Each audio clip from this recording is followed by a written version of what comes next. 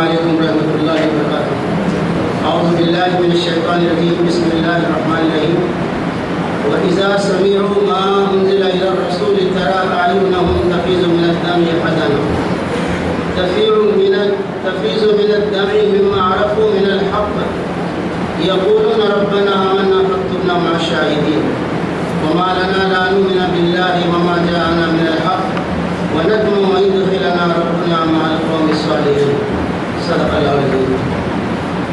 اہل کتاب میں سے سچے مومن جو لوگ ہیں، جب وہ اس کلام کو سنتے ہیں جو رسول اللہ صلی اللہ علیہ وسلم پر اترا ہے، تو تم دیکھتے ہو کہ حق شناسی کے اثر سے ان کی آنکھیں آنسوؤں سے تر ہو جاتی ہیں۔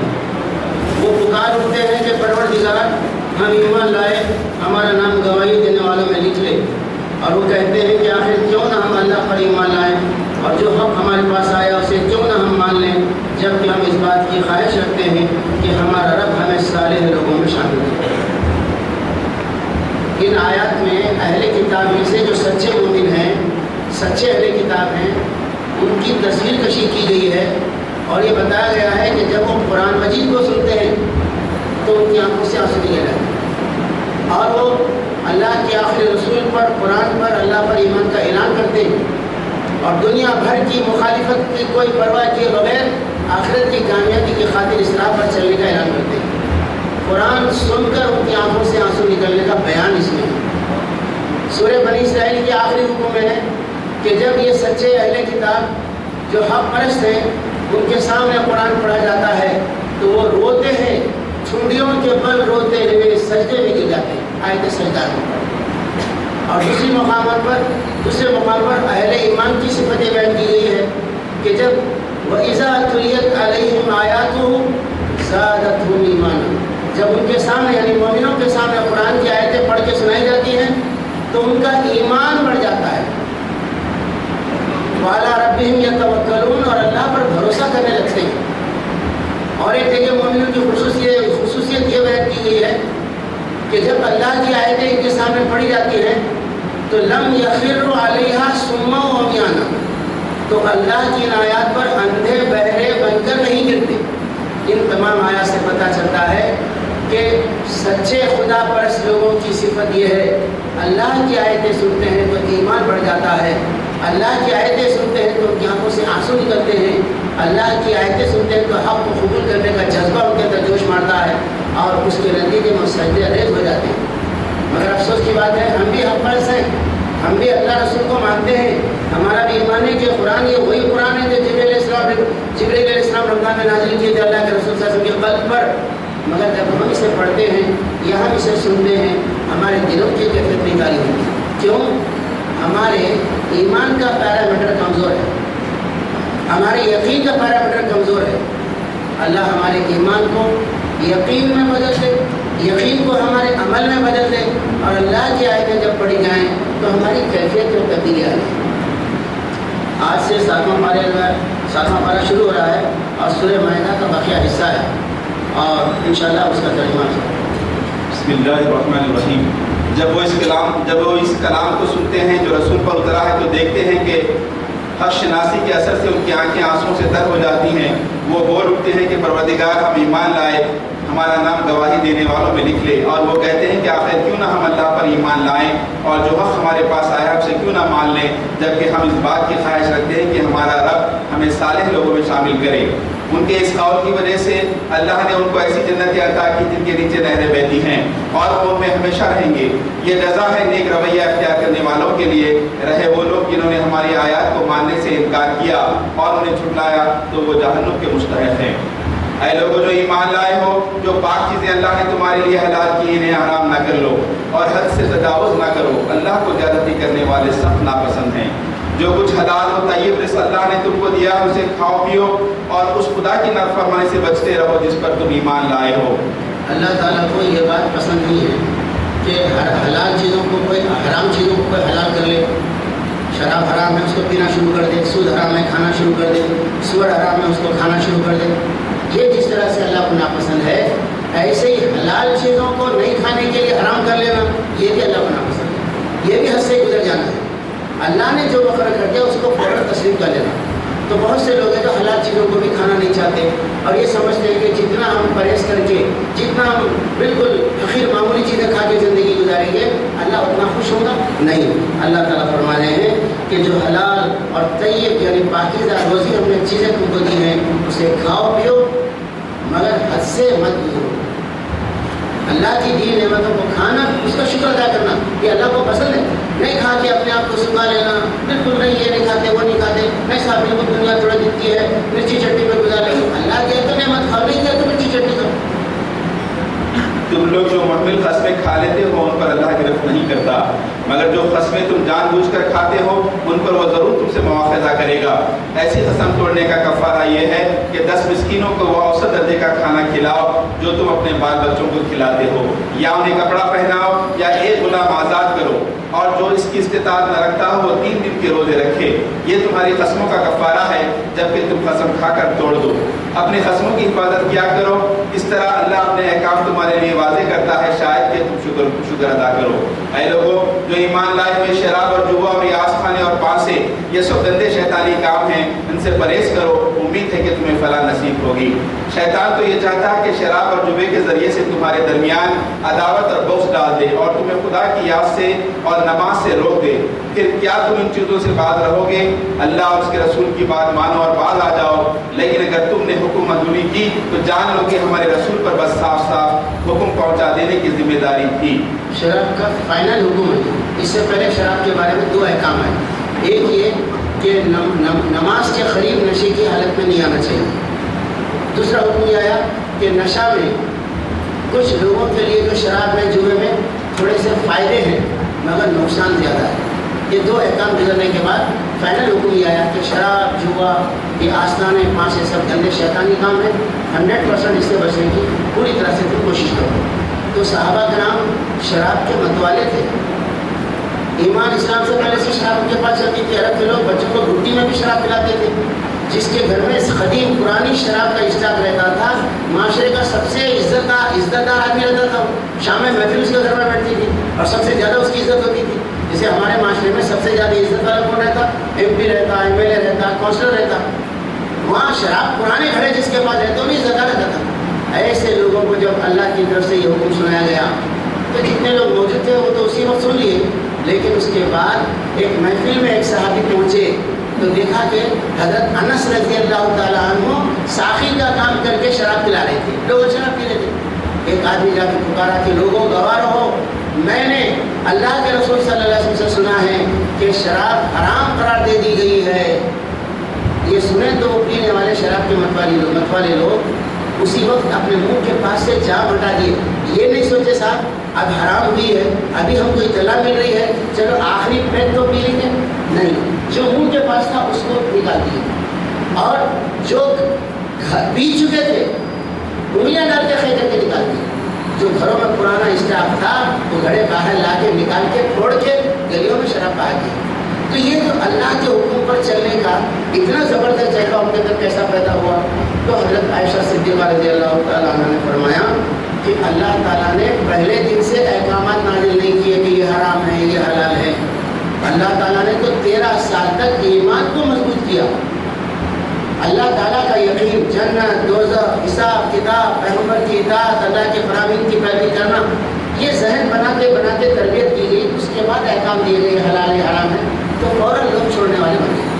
تو شراب حرام ہے اور شراب پینے والے کی سزا اللہ کے رسول صلی اللہ علیہ وسلم نے دیکھا معراج کی رات میں کہ اس کو خون کے تالاب میں کھڑا ہوا پایا شرابی، نکلنا چاہتا اس تالاب سے، کنارے تک آتا ہے تو فرشتے پتھر مار کے پھر اس کو بیچ میں ڈال دیتے۔ دوسری روایت یہ ہے کہ زخموں سے نکلا ہوا اور بہت ہی گھوڑے خودسی سے نکلا ہوا گندا پانی جو اتنا بدبودار رہے گا کہ دنیا میں اس کا ایک ڈول بھر کے پھینک دے تو ساری دنیا بدبودار زہریلی ہو جائیں گی، ایسی چیزیں شرابیوں کو پلائی جائیں گی۔ آج ساری دنیا میں شراب کو بہت رواج دیا جا رہا ہے، ساری دنیا میں تہذیب کا کن کا غلبہ ہے؟ امریکن تہذیب، یورپین تہذیب کا غلبہ ہے۔ انہوں ہاف پینٹ چڈیاں پہن رہے تو سب لوگ ہاف پینٹ پہن رہے۔ ہمارے نبی نے فرمایا خالی ٹخنے کے اوپر پہنو تو پہننے کو تیار نہیں تھے، نیچے تک لڑا رہے تھے۔ اب امریکہ برطانیہ والے بولتے ہیں صاحب ہاف پینٹ پہننا چاہیے، ہاف پینٹ ریکارڈ پینٹ پہننے چل رہے۔ تو ایسی پوری تہذیب کا مطلب اس وقت شراب کلچر کی ہے، ناچ گانے کلچر کی اسلام میں اس کی مخالفت دنیا میں چل رہی ہے۔ ایسے میں ہم اپنے نوجوانوں کی، اپنے خاندانوں کی، اپنے بستیوں کی ایسی تربیت کرنا ہے کہ جس چیز کو اللہ نے حرام قرار دیا ہے اس کے قریب بھی ہم کو نہیں بھٹکنا چاہیے، اس لیے کہ حرام سے بچنے سے بڑھ کر عبادت نہیں، تقویٰ نہیں اس سے بڑھ کر۔ جو لوگ ایمان لے آئے اور نیک عمل کرنے لگے انہوں نے پہلے جو کچھ کھایا پیا تھا اس پر کوئی گرفت نہ ہوگی، بشرطے کہ وہ آئندہ ان چیزوں سے بچے رہیں جو حرام کی گئی ہیں اور ایمان پر ثابت قدم رہیں اور اچھے کام کریں، پھر جس چیز سے روکا جائے اس سے رکیں اور جو فرمان الہی ہو اسے مانیں، پھر خدا ترسی کے ساتھ نیک رویہ رکھیں۔ اللہ نیک کردار لوگوں کو پسند کرتا ہے۔ اے لوگوں جو ایمان لائے ہو، اللہ تمہیں اس شکار کے ذریعے سے سخت آزمائش میں ڈالے گا جو بالکل تمہارے ہاتھوں اور نیتوں کی زد میں ہوگا، یہ دیکھنے کے لیے تم میں سے کون اس سے غائبانہ ڈرتا ہے کہ جس نے اس تنبیہ کے بعد اللہ کی مقرر کی ہوئی حد سے تجاوز کیا اس کے لیے دردناک سزا ہے۔ اے لوگوں جو ایمان لائے ہو، احرام کی حالت میں شکار نہ مارو، اور اگر تم میں سے کوئی جان بوجھ کر ایسا کرے تو جو جانور اس نے مارا ہو اس کے ہم پر لائق جانور اسے مویشیوں میں سے نظر دینا ہوگا، جس کا فیصلہ تم میں سے 2 عادل آدمی کریں گے، اور یہ نذرانہ کعبہ پہنچایا جائے گا، یا نہیں تو اس گناہ کے کفارے میں چند مسکین کو کھانا کھلانا ہوگا یا اس کے بقدر روزے رکھنے ہوں گے تاکہ وہ اپنے کیے کا مزہ چکھے۔ پہلے جو کچھ ہو چکا اسے اللہ نے معاف کر دیا، لیکن اب اگر کسی نے اس حرکت کا اعادہ کیا تو اس سے اللہ بدلہ لے گا۔ اللہ سب پر غالب ہے اور بدلہ لینے کی طاقت رکھتا ہے۔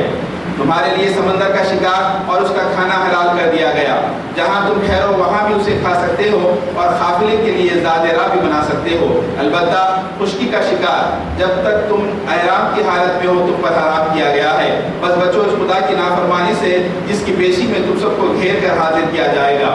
احرام کی حالت یہ کچھ احکام دیا جائے گا۔ احرام 2 چادروں کا نام ہے، جو حج کو جانے والا، عمرے کو جانے والا ایک لپیٹ لیتا ہے، ایک اوڑھتا ہے، اس میں نہ کوئی ناڑا رہتا، نہ بٹن رہتے ہیں، نہ کوئی کسی قسم کی، بلکہ گھیٹی بھی نہیں ڈال سکتے، لپیٹ لینا فقیرانہ لباس ہے اللہ کے دربار کی حاضری کا۔ لیکن وہ لباس پہنتے ہی بہت سے حلال چیزیں بھی حرام ہو جاتی ہیں، اس لیے اس کو احرام ہے۔ احرام میں کیا حرام ہے؟ ایک چیز بتا رہے، شکار کرنا حرام ہے، میں شکار کر کے کھانا جائز ہے شریعت میں، مگر احرام ہونے کے بعد وہ حرام ہے۔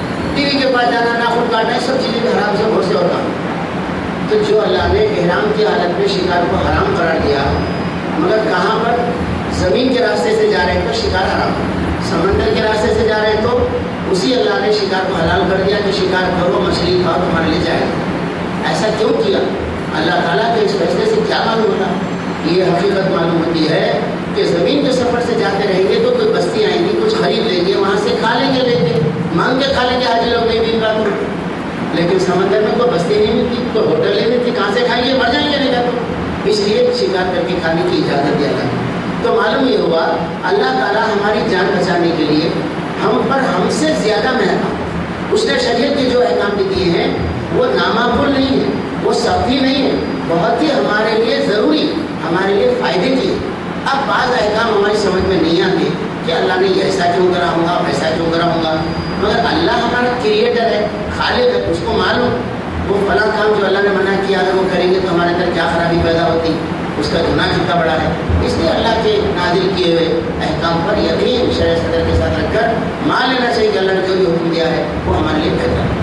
اللہ نے مکان محترم کعبے کو لوگوں کے لیے اجتماعی زندگی کے قیام کا ذریعہ بنایا، اور ماہ حرام اور قربانی کے جانوروں اور خلادوں کو بھی اس کام میں معاون بنا دیا، تاکہ تمہیں معلوم ہو جائے کہ اللہ آسمانوں اور زمین کے سب حالات سے باخبر ہے اور اسے ہر چیز کا علم ہے۔ خبردار ہو جاؤ، اللہ سزا دینے میں بھی سخت ہے اور اس کے ساتھ بہت درگزر اور رحم بھی کرنے والا ہے۔ رسول پر تو صرف پیغام پہنچا دینے کی ذمہ داری ہے، آگے تمہارے کھلے اور چھپے سب حالات کا جاننے والا اللہ ہے۔ اے پیغمبر، ان سے کہہ دو کہ پاک اور ناپاک بہرحال یکساں نہیں ہیں، خواہ ناپاک کی بہتات تمہیں کتنا ہی فریفتہ کرنے والی ہو۔ بس اے لوگوں جو عقل رکھتے ہو، اللہ کی نافرمانی سے بچتے رہو، امید ہے کہ تمہیں فلاح نصیب ہوگی۔ ایک اہم اصول اس میں یہ بیان کیا اللہ تعالیٰ، کوئی چیز بہت زیادہ کثرت سے چل رہی ہے، رواج ہے اس کا، صاحب ان لوگ کھا رہے ہیں، ان لوگ کھا رہے ہیں، ان لوگ استعمال کر رہے ہیں، اتنی دنیا میں چل رہا ہے، ایسا کیسا ناجائز ہو سکتا ہے؟ ایسا نہیں بولنا۔ کسی چیز کی کثرت کو دیکھ کر یہ نہیں سمجھنا کہ وہ پاک ہے، حلال ہے۔ پاک، حلال یا حرام یہ اللہ کی شریعت کے مطابق پیمانہ دیکھنے کا ہے، کون کتنے لوگ کھا رہے ہیں، استعمال کر رہے ہیں، اس کی کثرت، اس کی قلت، حلال حرام میں تمیز کرنے کی چیز نہیں ہے۔ چاہے کوئی چیز ناپاک اگر ہے تو کثرت استعمال سے وہ پاک نہیں ہو جاتی، زیادہ لوگوں کے اس کے اندر پڑ جانے سے وہ حلال نہیں ہو جاتی۔ اے لوگوں جو ایمان لائے ہو، ایسی باتیں نہ پوچھا کرو جو تم پر ظاہر کر دی جائیں تو تمہیں ناگوار ہوں، لیکن اگر تم انہیں ایسے وقت پوچھو گے جبکہ جو قرآن نازل ہو رہا ہو تو وہ تم پر کھول دی جائیں گی۔ اب تک جو کچھ تم نے کیا اسے اللہ نے معاف کر دیا، وہ درگزر کرنے والا اور بردبار ہے۔ تم سے پہلے ایک گروہ نے اسی قسم کے سوالات کیے تھے، پھر وہ لوگ انہی باتوں کی وجہ سے کفر میں مبتلا ہو گئے۔ اللہ نے نہ کوئی بحیرہ مقرر کیا ہے، نہ صاحبہ، نہ وسیلہ اور نہ حام، مگر یہ کافر اللہ پر جھوٹی تہمت لگاتے ہیں اور ان میں سے اکثر بے عقل ہیں، یہ ایسے وہمیات کو مان رہے ہیں۔ ان 4 جانوروں کے بارے میں ہے، صاحبہ، وسیلہ، بحیرہ اور حام۔ یہ ان جانوروں، اونٹوں بکریوں کے بارے میں ہے کہ ایک اونٹ اتنے مرتبہ اگر جن دی تو اس کو چھوڑ دیتے تھے کہ جا چاہے کھائے پیے۔ کوئی اونٹ پہلی مرتبہ جو جھول میں پیدا ہوتے اگر وہ نر ہوتا اس کو بالکل چھوڑ دیتے تھے۔ کوئی بکری ہے اس پہلی مرتبہ جو پیدا ہوئی اور اس کے اندر یہ خصوصیت، اس طرح کے کچھ توہم پرستی سے جانوروں کو اللہ کے بجائے بتوں کے نام پر چھوڑنے کا کام کرتے تھے۔ اس کے 4 نام تھے اور کہتے تھے کہ یہ چاروں قسم کے جانوروں پر سواری بھی جائز نہیں ہے، ان کا دودھ لینا جائز نہیں ہے اور ان کا اون اتارنا جائز نہیں ہے، ان کو کاٹ کے کھانا جائز نہیں ہے، انہیں جہاں چاہے چرے تو روکنا جائز نہیں ہے، جہاں جا کے پیے تو روکنا جائز نہیں ہے۔ اس طرح سے جانوروں کو توہم پرستی کے ذریعے سے ایک بلا اور وبال بنا لیے تھے۔ اللہ تعالیٰ نے فرمایا توہم پرستی کی بنیاد پر جانوروں کو دان خرچ کر دے کہ چھوڑ دینا سڑکوں پہ، یہ اللہ تعالیٰ کا مخالفت اور ضابطہ نہیں ہے۔ جاہلیت کے لوگوں نے وہم پرستی سے، توہم پرستی سے بنا لیا ہے، اس کی کوئی حقیقت نہیں ہے۔ اور جب ان سے کہا جاتا ہے کہ آؤ اس قانون کی طرف جو اللہ نے نازل کیا ہے اور آؤ پیغمبر کی طرف، تو وہ جواب دیتے ہیں کہ ہمارے لیے تو بس وہی طریقہ کافی ہے جس پر ہم نے اپنے باپ دادا کو پایا ہے۔ کیا یہ باپ دادا ہی کی تقلید کیے چلے جائیں گے خواہ وہ کچھ نہ جانتے ہوں اور صحیح راستے کی بھی خبر ہی نہ ہو؟ قرآن مجید میں کم سے کم 4 جگہ باپ دادا کی پیروی سے منع کیا گیا ہے اگر وہ شریعت کے مطابق نہ ہو۔ باپ دادا کی پیروی صرف اس وقت جائز ہے جب شریعت کے مطابق۔ لا طاعت لمخلوق فی معصیت الخالق، کسی مخلوق کی اطاعت خالق کی نافرمانی میں جائز نہیں ہے۔ نہیں صاحب ہمارے باپ دادا کے ہم سے زیادہ ہوشیار تھے، ہم سے زیادہ نیک تھے، کیا ان کو عقل نہیں تھی کیا؟ نظام سرکار کے زمانے سے ہوتے چلے آ رہا ہے اور اب آج آپ بول رہے نئے نئے فرقے نکل گئے، ایسا ایسا۔ تو جو کچھ قرآن میں ہے، سنت میں ہے، اگر نہیں معلوم تھا اب بتا رہے تو نیا فرقہ نہیں بتانے والا۔ اب تک پڑھے نہیں تھے، سمجھے نہیں تھے، معلوم نہیں تھا، اب بتا رہے ہیں وہ چیز قدیم 1450 سال پہلے سے لکھی ہوئی موجود ہے، پڑھ رہے نہیں تھے، دیکھ رہے نہیں تھے، اب بتایا جا رہا ہے کہ صاحب یہ صحیح نہیں ہے، اس کو مان لینا چاہیے۔ تو باپ دادا کا طریقہ صحیح ہے تو پکڑ لینا چاہیے، صحیح نہیں ہے شریعت کے مطابق نہیں تو چھوڑ دینا چاہیے۔ اے لوگوں جو ایمان لائے ہو اپنی فکر کرو، کسی دوسرے کی گمراہی سے تمہارا کچھ نہیں بگڑتا اگر تم خود راہ راست پر ہو۔ اللہ کی طرف تم سب کو پلٹ کر جانا ہے، پھر وہ تمہیں بتا دے گا کہ تم کیا کرتے رہے ہو۔ اے لوگوں جو ایمان لائے ہو، جب تم میں سے کسی کی موت کا وقت آ جائے اور وہ وصیت کر رہا ہو تو اس کے لیے شہادت کا نصاب یہ ہے کہ تمہاری جماعت میں سے 2 صاحب عقل آدمی کو گواہ بنائے جائیں، یا اگر تم سفر کی حالت میں ہو اور وہاں موت کی مصیبت پیش آ جائے تو غیر لوگوں ہی میں سے 2 گواہ لے لیے جائیں۔ پھر اگر کوئی شک پڑ جائے تو نماز کے بعد دونوں گواہوں کو مسجد میں روک لیا جائے اور وہ خدا کی قسم کھا کر کہیں کہ ہم کسی ذاتی فائدے کی عوض شہادت بیچنے والے نہیں ہیں، اور خواہ کوئی ہمارا رشتہ دار ہی کیوں نہ ہو ہم اس کی رعایت کرنے والے نہیں، اور نہ خدا واسطے کی گواہی کو چھپانے والے ہیں۔ اگر ہم نے ایسا کیا تو گناہ گاروں میں شمار ہوں گے، لیکن اگر پتہ چل جائے کہ ان دونوں نے اپنے آپ کو گناہ میں مبتلا کیا ہے تو پھر ان کی جگہ 2 اور شخص جو ان کی بنسبت شہادت دینے کے لیے اہل تیار ہوں اور ان لوگوں میں سے کھڑے ہوں جن کی حق تلفی ہوئی ہو، اور وہ خدا کی قسم کھا کر کہیں ہماری شہادت ان کی شہادت سے زیادہ برحق ہے اور ہم نے اپنی گواہی میں کوئی زیادتی نہیں کی ہے۔ اگر ہم ایسا کریں تو ظالموں میں سے ہوں گے۔ اس طریقے سے زیادہ توقع کی جا سکتی کہ لوگ ٹھیک ٹھیک شہادت دیں گے، یا کم از کم اس بات ہی کا خوف کریں گے کہ ان کی قسموں کے بعد دوسری قسموں سے کہیں ان کی تردید نہ ہو جائے۔ اللہ سے ڈرو اور سنو، اللہ نافرمانی کرنے والوں کو اپنی رہنمائی سے محروم کر دیتا ہے۔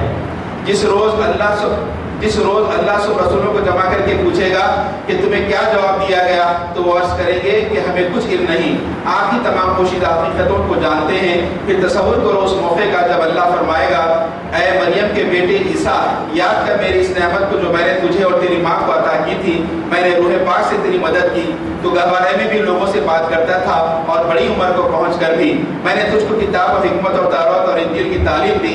تو میرے حکم سے مٹی کا پتلا پرندے کی شکل کا بناتا اور اس میں پھونکتا تھا اور وہ میرے حکم سے پرندہ بن جاتا تھا۔ تو مادرزاد اندھے اور کوڑی کو میرے حکم سے اچھا کرتا تھا، تو مردوں کو میرے حکم سے نکالتا تھا۔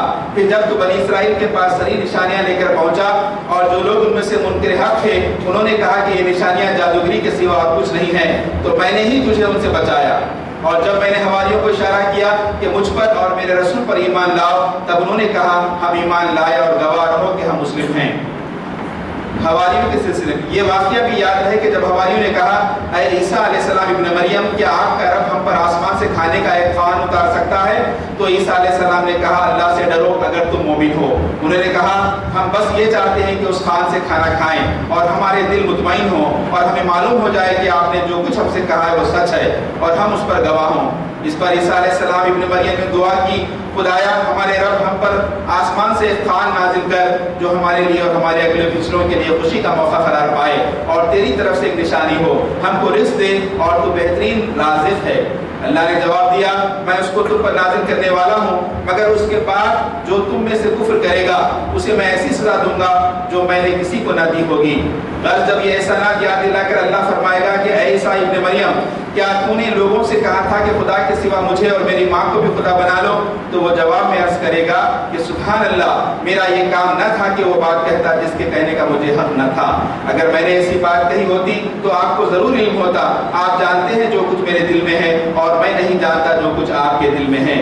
آپ تو ساری پوشیدہ حقیقتوں کے عالم ہیں، عالم ہیں۔ میں نے ان سے اس کے سوا کچھ نہیں کہا جس کا آپ نے حکم دیا تھا، یہ کہ اللہ کی بندگی کرو جو میرا رب بھی ہے اور تمہارا رب بھی ہے۔ میں اسی وقت تک ان کا نگراں تھا جب تک کہ میں ان کے درمیان تھا۔ جب آپ نے مجھے واپس بلا لیا تو آپ ان پر نگراں تھے اور آپ تو ساری ہی چیزوں پر نگراں ہیں۔ اب اگر آپ انہیں سزا دیں تو وہ آپ کے بندے ہیں اور اگر معاف کر دیں تو آپ غالب اور دانا ہیں۔ تب اللہ فرمائے گا یہ وہ دن ہے جس میں سچوں کو ان کی سچائی نفع دیتی ہے، ان کے لیے ایسے باغ ہیں جن کے نیچے نہریں بہ رہی ہیں، یہاں وہ ہمیشہ رہیں گے۔ اللہ ان سے راضی ہوا اور وہ اللہ سے، یہی بڑی کامیابی ہے۔ عیسیٰ علیہ السلام کا قیامت کا بیان ہے۔ قیامت کے دن اللہ تعالیٰ تمام پیغمبروں کو جمع کریں گے، عیسیٰ علیہ السلام کو بھی جمع کریں گے اور پوچھیں گے اللہ تعالیٰ تم لوگوں نے دین کی دعوت پہنچائی تو قوم نے کیا جواب دیا، اس کے بارے میں کیا طرز عمل اختیار کیا، تمہارے بعد انہوں نے دین کا کیا کیا؟ تو پیغمبر یہ کہیں گے کہ اللہ جب تک ہم ان کے درمیان تھے ہم کو معلوم تھا کہ انہوں نے کیا جواب دیا، ہمارے دنیا سے اٹھائے جانے کے بعد انہوں نے دین کا کیا کیا پانچا کیا ہم کو نہیں معلوم، آپ جانتے ہیں۔ بہرحال اس وقت اللہ تعالیٰ بہت سے نشانیاں اور بہت سے انعامات احسانات یاد دلانے کے بعد عیسیٰ علیہ السلام سے ایک سوال کریں گے۔ دنیا میں چونکہ عیسیٰ علیہ السلام کی عبادت ہو رہی ہے، ہر گرجا میں عیسیٰ علیہ السلام کی بیوی مریم کی مورتی ہے، ان کے سامنے سجدے کر رہے ہوئے، تو پوچھیں گے اللہ تعالیٰ اے عیسیٰ مریم کے بیٹے، کیا تم نے کہا تھا کہ مجھے چھوڑ کر یعنی اللہ کو چھوڑ کر مجھے اور میری ماں کو خدا بنا لو؟ ایک دم عیسیٰ علیہ السلام بولے سبحان اللہ۔ سبحان اللہ کا جو لفظ ہے نا وہ ایک ایسا لفظ ہے کہ اللہ پاک ہے، اس کا ترجمہ ہے۔ اس کا مطلب یہ ہے کہ ایسا گناہ کرنا بہت ہی زبردست غلطی ہے، اللہ پاک ہے کہ اللہ کو چھوڑ کر کسی اور کی عبادت کا کوئی حکم دیا جائے۔ امام بھی غلطی کرتا تو غلطی کرتے امام کو ٹوکنے کا طریقہ بھی یہی ہے، پیچھے سے سبحان اللہ بولنا، یعنی اللہ پاک ہے، اللہ تو غلطی نہیں کر سکتا پر تم بندے ہیں، تم سے غلطی ہو سکتی، تو سبحان اللہ کا کلمہ بولیں گے۔ اس کے بعد کہیں گے اللہ میں نے یہ نہیں کہا، میں وہی پیغام دیا جو آپ مجھے دیے تھے کہ اللہ کی بندگی کرو، وہ تمہارا رب ہے، وہی میرا رب ہے، اور میں اس وقت تک نگران تھا جب تک میں ان کے اندر زندہ تھا۔ مجھے جب اٹھا لیا تو میں پوچھ نہیں رہا تھا کہ کیا کیے ہیں، اتنا بڑا گناہ کیا ہمارے قوم کے لوگ، اے اللہ آپ پکڑ کے ان کو خوب سزا دیجیے، دوزخ میں ڈال کے جلا کے کباب کیجیے۔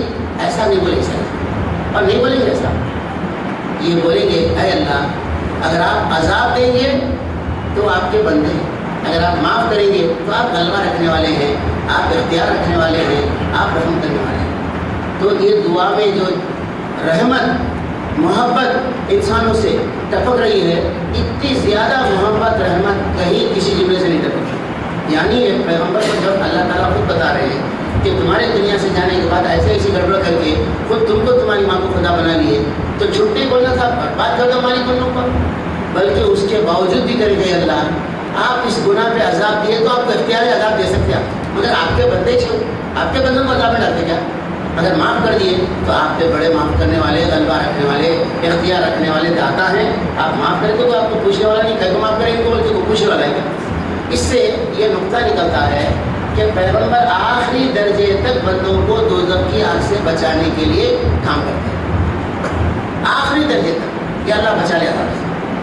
مگر آج کے جتنے واعظ ہیں، تقریر کرنے والے ہیں، شروع دن سے کوشش کرتے ہیں کہ فلاں فرقے کو دوزخ میں ڈالنا ہے، فلاں کو دوزخ میں بھجانا ہے، فلاں کو دوزخ میں، انہیں کافر، انہیں منافق، انہیں ایسا۔ تو پیغمبروں کے طریقے میں ہمارے زمانے کے علماء کے طریقے میں کتنا فرق پڑا۔ اب آخری آیت ہے، زمین اور آسمانوں اور تمام موجودات کی بادشاہی اللہ ہی کے لیے ہے اور اللہ ہر چیز پر قدرت رکھتا ہے۔ سورہ مائدہ یہاں تک ختم ہوئی، سورۃ الانعام شروع ہو رہی ہے۔ سورۃ الانعام میں 20 رکوع ہیں اور 165 آیتیں ہیں، اور مکے میں بیک وقت ایک ہی ساتھ یہ پوری صورت نازل ہوئی، اور پوری صورت مشرکین مکہ کے اعتراضات کا جواب ہے، توحید کے بارے میں، رسالت کے بارے میں اور آخرت کے بارے میں، بس اسی کے جوابات، کیونکہ حقیقت میں جو ہمارے زمانے میں بھی جو مشرک ہیں، جو لوگ کافر ہیں، ان کے ذہن میں بھی جتنے شکوک شبہات دین کے بارے میں، اسلام کے بارے میں، وہ پورے شکوک شبہات کا اس کے اندر جواب ہے۔ اور اس صورت میں توحید کا ایسا بیان ہے کہ اگر وہ بیان کو ہم ذہن نشین کر لیں تو مسلمانوں کے اندر جو شرک ہے اس کو مٹانا بھی آسان ہو سکتا ہے۔ اللہ کے نام سے جو بے انتہا مہربان اور رحم فرمانے والا ہے۔ تعریف اللہ کے لیے ہے جس نے زمین اور آسمان بنائے، روشنی اور تاریکیاں پیدا کی، پھر بھی وہ لوگ جنہوں نے دعوت حق کو ماننے سے انکار کر دیا ہے دوسروں کو اپنے رب کا ہمسر ٹھہرا رہے ہیں۔ وہی ہے جس نے تم کو مٹی سے پیدا کیا، پھر تمہارے لیے زندگی کی ایک مدت مقرر کر دی اور ایک دوسری مدت اور بھی ہے جو اس کے ہاں طے شدہ ہے، مگر تم لوگ کے شک میں پڑے ہوئے ہو۔ وہی ایک خدا آسمانوں میں بھی ہے اور زمین میں بھی، تمہارے کھلے اور چھپے سب حال جانتا ہے، اور جو برائی یا بھلائی تم کماتے ہو اس سے خوب واقف ہے۔ لوگوں کا حال یہ ہے کہ ان کے رب کی نشانیوں میں سے کوئی نشانی ایسی نہیں جو ان کے سامنے آئی ہو اور انہوں نے اس سے منہ نہ موڑ لیا ہو۔ چنانچہ اب جو حق ان کے پاس آیا تو اسے بھی انہوں نے جھٹلا دیا۔ اچھا، جس چیز کا وہ اب تک مذاق اڑاتے رہے ہیں، عنقریب اس کے متعلق کچھ خبریں انہیں پہنچیں گی۔ کیا انہوں نے دیکھا نہیں کہ ان سے پہلے کتنی ایسی قوموں کو ہم نے ہلاک کر چکے ہیں جن کا اپنے اپنے زمانے میں دور دورہ رہا ہو؟ ان کو ہم نے زمین میں وہ اقتدار بخشا تھا جو تمہیں نہیں بخشا، ان پر ہم نے آسمان سے خوب بارشیں برسائیں اور ان کے نیچے نہریں بہا دی، مگر جب انہوں نے کفران نعمت کیا تو آخر کار ہم نے ان کے گناہوں کی پاداش انہیں تباہ کر دیا اور ان کی جگہ دوسرے دور کی قوموں کو اٹھایا۔ اے پیغمبر، اگر ہم تمہارے اوپر کوئی کاغذ میں لکھائی کتاب بھی اتار دیتے اور لوگ اسے اپنے ہاتھوں سے چھو کر بھی دیکھ لیتے، تب بھی جنہوں نے حق کا انکار کیا ہے وہ یہی کہتے کہ یہ تو سری جادو ہے۔ کہتے ہیں کہ اس نبی پر کوئی فرشتہ کیوں نہیں اتارا گیا؟ اگر کہیں ہم نے فرشتہ اتار دیا ہوتا تو اب تک کبھی کا فیصلہ ہو چکا ہوتا، پھر انہیں کوئی مہلت نہ دی جاتی، اور اگر ہم فرشتے کو اتارتے تب بھی اس سے انسانی شکل ہی میں اتارتے اور اس طرح انہیں اسی شبے میں مبتلا کر دیتے جس میں اب یہ مبتلا ہیں۔ اے نبی صلی اللہ علیہ وسلم، تم سے پہلے بہت سے رسولوں کا مذاق اڑایا جا چکا ہے، مگر ان مذاق اڑانے والوں پر آخر کار وہی حقیقت مسلط ہو کر رہی جس کا وہ مذاق اڑاتے تھے۔ ان سے کہو ذرا زمین میں چل پھر کر دیکھو جھٹلانے والوں کا کیا انجام ہوا ہے۔ ان سے پوچھو آسمانوں اور زمین میں جو کچھ ہے وہ کس کا ہے؟ کہو سب کچھ اللہ ہی کا ہے، اس نے رحم و کرم کا شیوا اپنے اوپر لازم کر لیا ہے، اسی لیے وہ نافرمانیوں اور سرکشیوں پر تمہیں جلدی سے نہیں پکڑ لیتا۔ قیامت کے روز وہ تم سب کو ضرور جمع کرے گا۔ یہ بالکل ایک غیر مشتبہ حقیقت ہے، مگر جن لوگوں نے اپنے آپ کو خود ہی تباہی کے خطرے میں مبتلا کر لیا ہے وہ اسے نہیں مانتے۔ رات کے اندھیرے اور دن کے اجالے میں جو کچھ ٹھہرا ہوا ہے سب اللہ کا ہے اور وہ سب کچھ سنتا اور جانتا ہے۔ کہو اللہ کو چھوڑ کر کیا میں کسی اور کو اپنا سرپرست بنا لوں؟ اس خدا کو چھوڑ کر جو زمین و آسمان کا خالق ہے اور جو روزی دیتا ہے روزی لیتا نہیں ہے۔ کہو مجھے تو یہی حکم دیا گیا ہے کہ سب سے پہلے میں اس کے آگے سر تسلیم خم کر دوں، اور تاکید کی گئی ہے کہ کوئی شرک کرتا ہے تو کرے تو بہرحال مشرکوں میں شامل نہ ہو، تو بہرحال مشرکوں میں شامل نہ ہو۔ یہ اللہ تعالیٰ کے معبود ہونے کا بہت بڑی ایک دلیل دی گئی۔ فرمایا جا رہا ہے کہ ان سے پوچھو اللہ کی سوا کون سی ہستی ایسی ہے جو زمین سے آسمان سے تم کو رزق دیتی، اس کے ساتھ کسی کو سرپرست میں کیوں بنانا؟ اس خدا کو چھوڑ کر جو زمین آسمان کا خالق ہے، جو روزی دیتا ہے روزی نہیں لیتا، میں اس کو چھوڑ کر دوسروں کو کیوں اپنا معبود بنانا؟ تو اللہ کے سوا جتنوں کو معبود مانتے ہیں دنیا میں، عیسیٰ علیہ السلام ہو یا کوئی اور دوسرے مورتیاں ہوں، بت ہوں، فرشتے ہوں، جن ہوں، یہ جتنی ہستیاں ہیں ان سب کو روزی دینا پڑتا، انہوں روزی نہیں دیتے۔ مثال کے طور پر کسی بزرگ کی خبر کے پاس جا کے ان کو بگڑی بنانے والا ولی سمجھ کر جا کے پکار رہے ہیں تو وہ پرش کرنا پڑتا، قوالی کرانا پڑتا، لائٹاں لگانا پڑتا، وہاں نیاز کرنا پڑتا، سب اپنا خرچ کرنا پڑتا، انہوں کچھ نہیں کرتے، اندر بیٹھے رہتے ہیں۔ اسی طریقے سے جو دنیا کے دوسرے مذاہب ہیں ان کے مندروں کے پاس، ان کے گھٹوں کے پاس گئے تو وہاں بھی سب اپنی خرچہ کرنا، ان کی وہ بنانا، ان کو رنگ روغن لگانا، ان کو کپڑے پہنانا، ان کو ناریل پھوڑنا، ان کو کمکم لگانا، سب خرچہ اپنی ہی کرنا، انہوں کچھ نہیں کرتے، بیٹھے رہتے خالی۔ اس طرح سے دنیا میں جتنی ہستیوں کو خدا سمجھا جا رہا ہے وہ روزی دینے والے نہیں ہیں، روزی لینے والے، اور اللہ وہ ہستی ہے جو لیتا کچھ نہیں، سب دیتا ہے۔ یہ 10 سال پہلے کی بات ہے، کوئی ایک واقعہ ہو گیا تو ذہن ڈائیورٹ کرنے کے لیے نیوز پھیلا دیے تھے کہ گنیش مہاراج دودھ پی رہے تھے، پورے اخباروں میں کہ ایسی طوفان کی خبر ٹی وی پہ ادھر ادھر، تو کیا وہ تو سن کے بعد رہتے تھے دودھ کھینچ لے رہا ہوں، ارے دیکھ پبلک گھس رہی بھاگ رہی تھی۔ اس کے بعد جمعہ آیا تو میں یہی تحریر کر کے آیت پڑھ کے تحریر کرا جمعے کے دن، میں بولا تم لوگ ایسے خدا کو مانتے ہیں، تم دودھ دیے تو بھی پیتا، پانی پلا تو پیتا، آگے اور کچھ پلا تو شراب بھی پی لیتا ہوں، مگر ہم جو خدا کو مانتے ہیں انہیں ہم دیے تو کچھ نہیں کھاتا نہیں پیتا ہوں، انہیں چھوٹا ہمارے کو کھلاتا۔ اب بولو کس کا خدا صحیح ہے؟ تو اللہ تعالیٰ نے حق برحق خدا کی تعریف میں بیان کی ہے، وہ دیتا ہے لیتا نہیں ہے روزی۔ اگر میں اپنے رب کی نافرمانی کروں تو ڈرتا ہوں کہ بڑے خوفناک دن مجھے سزا بھگتنی پڑے گی۔ اس دن جو سزا سے بچ گیا اس پر اللہ نے بڑا ہی رحم کیا اور یہی نمایاں کامیابی ہے۔ اگر اللہ تمہیں کسی قسم کا نقصان پہنچائے تو اس کے سوا کوئی نہیں جو تمہیں اس نقصان سے بچا سکے، اور اگر وہ تمہیں کسی بھلائی سے بہرہ مند کرے تو وہ ہر چیز پر قادر ہے، وہ اپنے بندوں پر کامل اختیارات رکھتا ہے اور دانا اور باخبر ہے۔ ان سے پوچھو کس کی گواہی سب سے بڑھ کر ہے، کہو میرے اور تمہارے درمیان اللہ گواہ ہے اور یہ قرآن میری طرف بذریعہ وہی بھیجا گیا ہے تاکہ تمہیں اور جس کو یہ پہنچے سب کو متنبع کر دو۔ یہ واقعہ تم لوگ یہ شہادت دے سکتے ہو کہ اللہ کے ساتھ دوسرے خدا بھی ہیں، کہو میں تو اس کی شہادت ہرگز نہیں دے سکتا، کہو خدا تو وہی ایک ہے اور میں اس شرک سے قطعی بیزار ہوں جس میں تم مبتلا ہو۔ جن لوگوں کو ہم نے کتاب دی ہے وہ اس بات کو اس طرح غیر مشتبہ طور پر پہچانتے ہیں جیسے ان کو اپنے بیٹوں کے پہچاننے میں کوئی اشتباہ پیش نہیں آتا، مگر جنہوں نے اپنے آپ کو خود خسارے میں ڈال دیا ہے وہ اسے نہیں مانتے۔ اور اس شخص سے بڑھ کر ظالم کون ہوگا جو اللہ پر جھوٹا بہتان لگائے یا اللہ کی نشانیوں کو جھٹلائے؟ یقیناً ایسے ظالم کبھی فلاح نہیں پا سکتے۔ یہ آیتوں میں قرآن کے بارے میں ایک اہم بات بیان کی ہے، فرمایا اللہ تعالیٰ رسول صلی اللہ علیہ وسلم کی زبان سے کہو کہ یہ قرآن میرے پاس وحی کے ذریعے سے بھیجا گیا ہے تاکہ میں تمہیں ڈراؤں، خبردار کروں، اور جن جن تک یہ قرآن پہنچے ان سب کو خبردار کروں۔ تو قرآن مجید کے بارے میں بعض لوگ کہتے ہیں عرب کی سرزمین میں محمد صلی اللہ علیہ وسلم تقریباً 1500 سال پہلے پیدا ہوئے، وہاں کے ماحول میں وہاں کی برائیوں کو دیکھ کر ان کی اصلاح کے لیے ایک کلام انہوں نے پیش کیا۔ یہ عربوں کے لیے تھا، سب کے لیے نہیں تھا۔ اللہ تعالیٰ اس میں اس کا جواب دے رہے ہیں۔ یہ قرآن تو تمام انسانوں کے لیے قرآن میں کئی جگہ لکھا ہوا ہے، اس کے ساتھ یہ فرمایا جس تک بھی یہ پہنچے ان سب کو ڈرانے، خبردار کرنے، آخرت کے پکڑ سے بچانے اور اللہ کی دعوت، توحید کی دعوت دینے کے لیے قرآن بھیجا گیا ہے۔ مگر کیا ہم اس کا تقاضا پورا کریں؟ اللہ کے رسول تو 63 سال کی عمر میں جہاں تک پہنچا سکتے اللہ کا کلام پہنچا کے دنیا سے چلے گئے، بعد میں ذمہ داری صحابہ کے کاندھے پہ ڈالے، صحابہ نے اس کو ایسا طریقے سے پورا کیا جہاں تک پہنچ سکتے تھے انہوں نے اللہ کے کلام کو پہنچا، دین کو عمل کر کے دکھا دیا۔ اب کیا ہم بھی ایسے ہی اللہ کے کلام کو لوگوں تک پہنچانے کا کام کریں؟ نہیں کر رہے ہیں، نتیجے میں پکڑے جانے والا ہے۔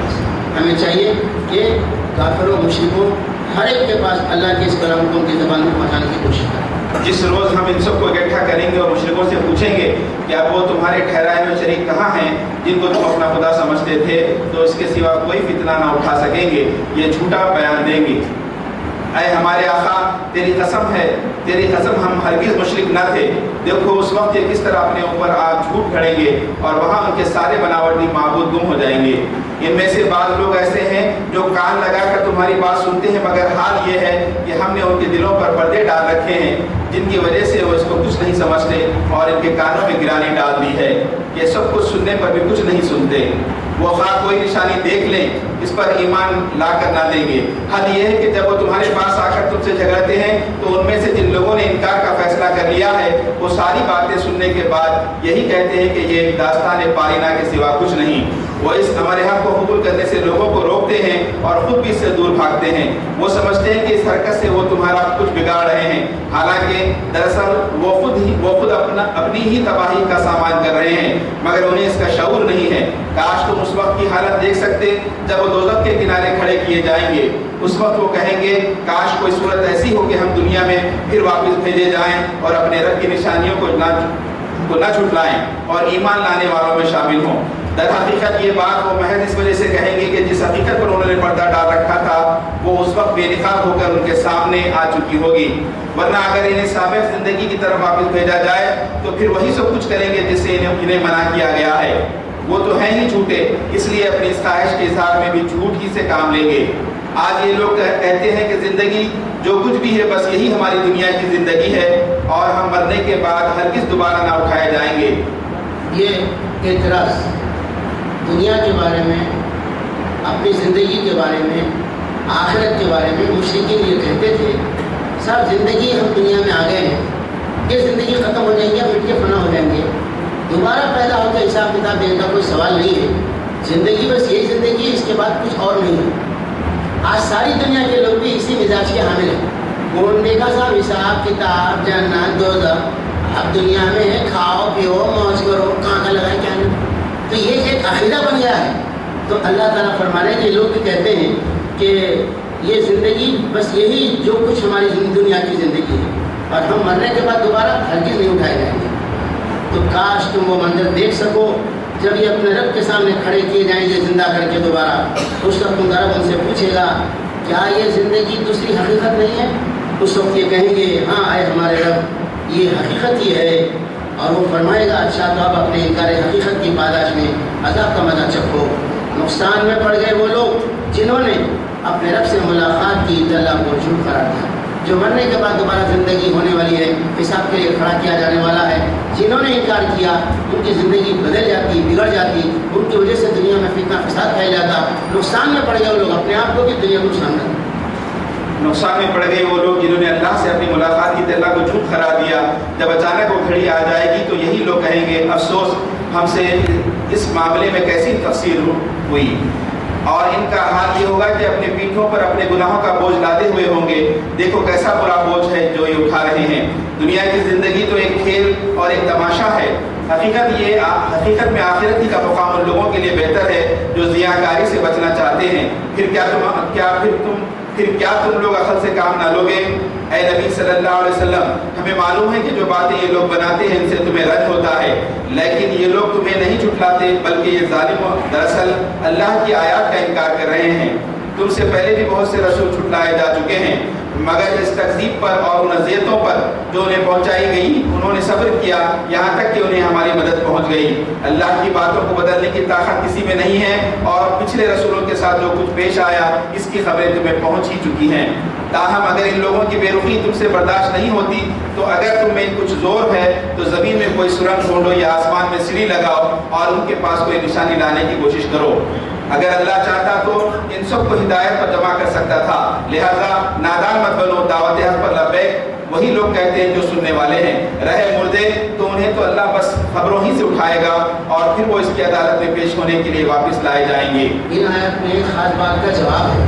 بات یہ تھی کہ جب اللہ کے رسول صلی اللہ علیہ وسلم ایک زمانے سے اپنے بستی کے لوگوں کو، جانے پہچانے لوگوں کو دعوت دین دے رہے ہیں لیکن لوگ مان نہیں رہے ہیں، انکار کر رہے ہیں، مذاق اڑا رہے ہیں، تسلیم نہیں کر رہے ہیں، تو اللہ کے رسول کے دل میں خواہش تھی کہ کاش اللہ تعالیٰ کوئی معجزہ دے دیتا. وہ معجزے کو دیکھ کے لوگ عاجز آ جاتے، ایمان قبول کر لیتے تو کتنا اچھا ہوتا تھا. تو اللہ تعالیٰ نے اس کا جواب دیا کہ ہم معجزے تو اس سے پہلے بھیج چکے ہیں، لیکن معجزوں کو دیکھ کے بھی لوگ انکار کر چکے ہیں. لیکن معجزہ دیکھنے کے بعد کوئی انکار کرے تو قوم کو مٹا دیتے. اللہ تعالیٰ کا ضابطہ یہ ہے چونکہ یہ آخری امت ہے، آخری رسول ہے، اس امت کو اللہ تعالیٰ عذاب کے ذریعے سے مٹانا نہیں چاہتے، اس لیے ایسا محسوس معجزہ نہیں دینا چاہتے جسے دیکھ کے لوگ عاجز ہو کے فوراً قبول کر لیں. اس لیے اللہ تعالیٰ نے فرمایا اگر آپ سے برداشت نہیں ہو رہا ہے نبی تو زمین میں سرنگ لگا کے نشانی لاؤ، آسمان میں سیڑھی لگا کے نشانی لاؤ.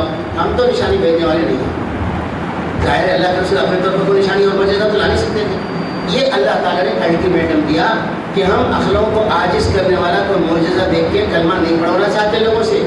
علم کے دلائل دے کر، انسانی نفسیات کو جھنجھوڑ کر، حالات کا تجزیہ کر کے، حقائق کو بیان کرنے کے دلائل دے کے، آفاق اور انفس سے شہادتیں پیش کر کے ہم سمجھانا چاہتے ہیں. کیوں؟ اس لیے کہ معجزے سے تو صرف اسی زمانے کے لوگ اسلام کے بارے میں سمجھیں گے جو اس وقت نبی کے زمانے میں موجود ہے. قیامت تک کے آنے والے لوگ تو معجزہ دیکھ نہیں سکتے، تو ان کا کیا حال ہوگا؟ چونکہ یہ دین قیامت تک کے لیے ہے، اس لیے اللہ نے بغیر معجزہ بھیجے صرف قرآن کی تعلیم کے ذریعے سے ہی متاثر کر کے ایمان کی دعوت پہنچانے کا حکم دیا. یہ باتیں کس کو بیان کی ہیں؟ یہاں سے نصف ہو گیا ہے.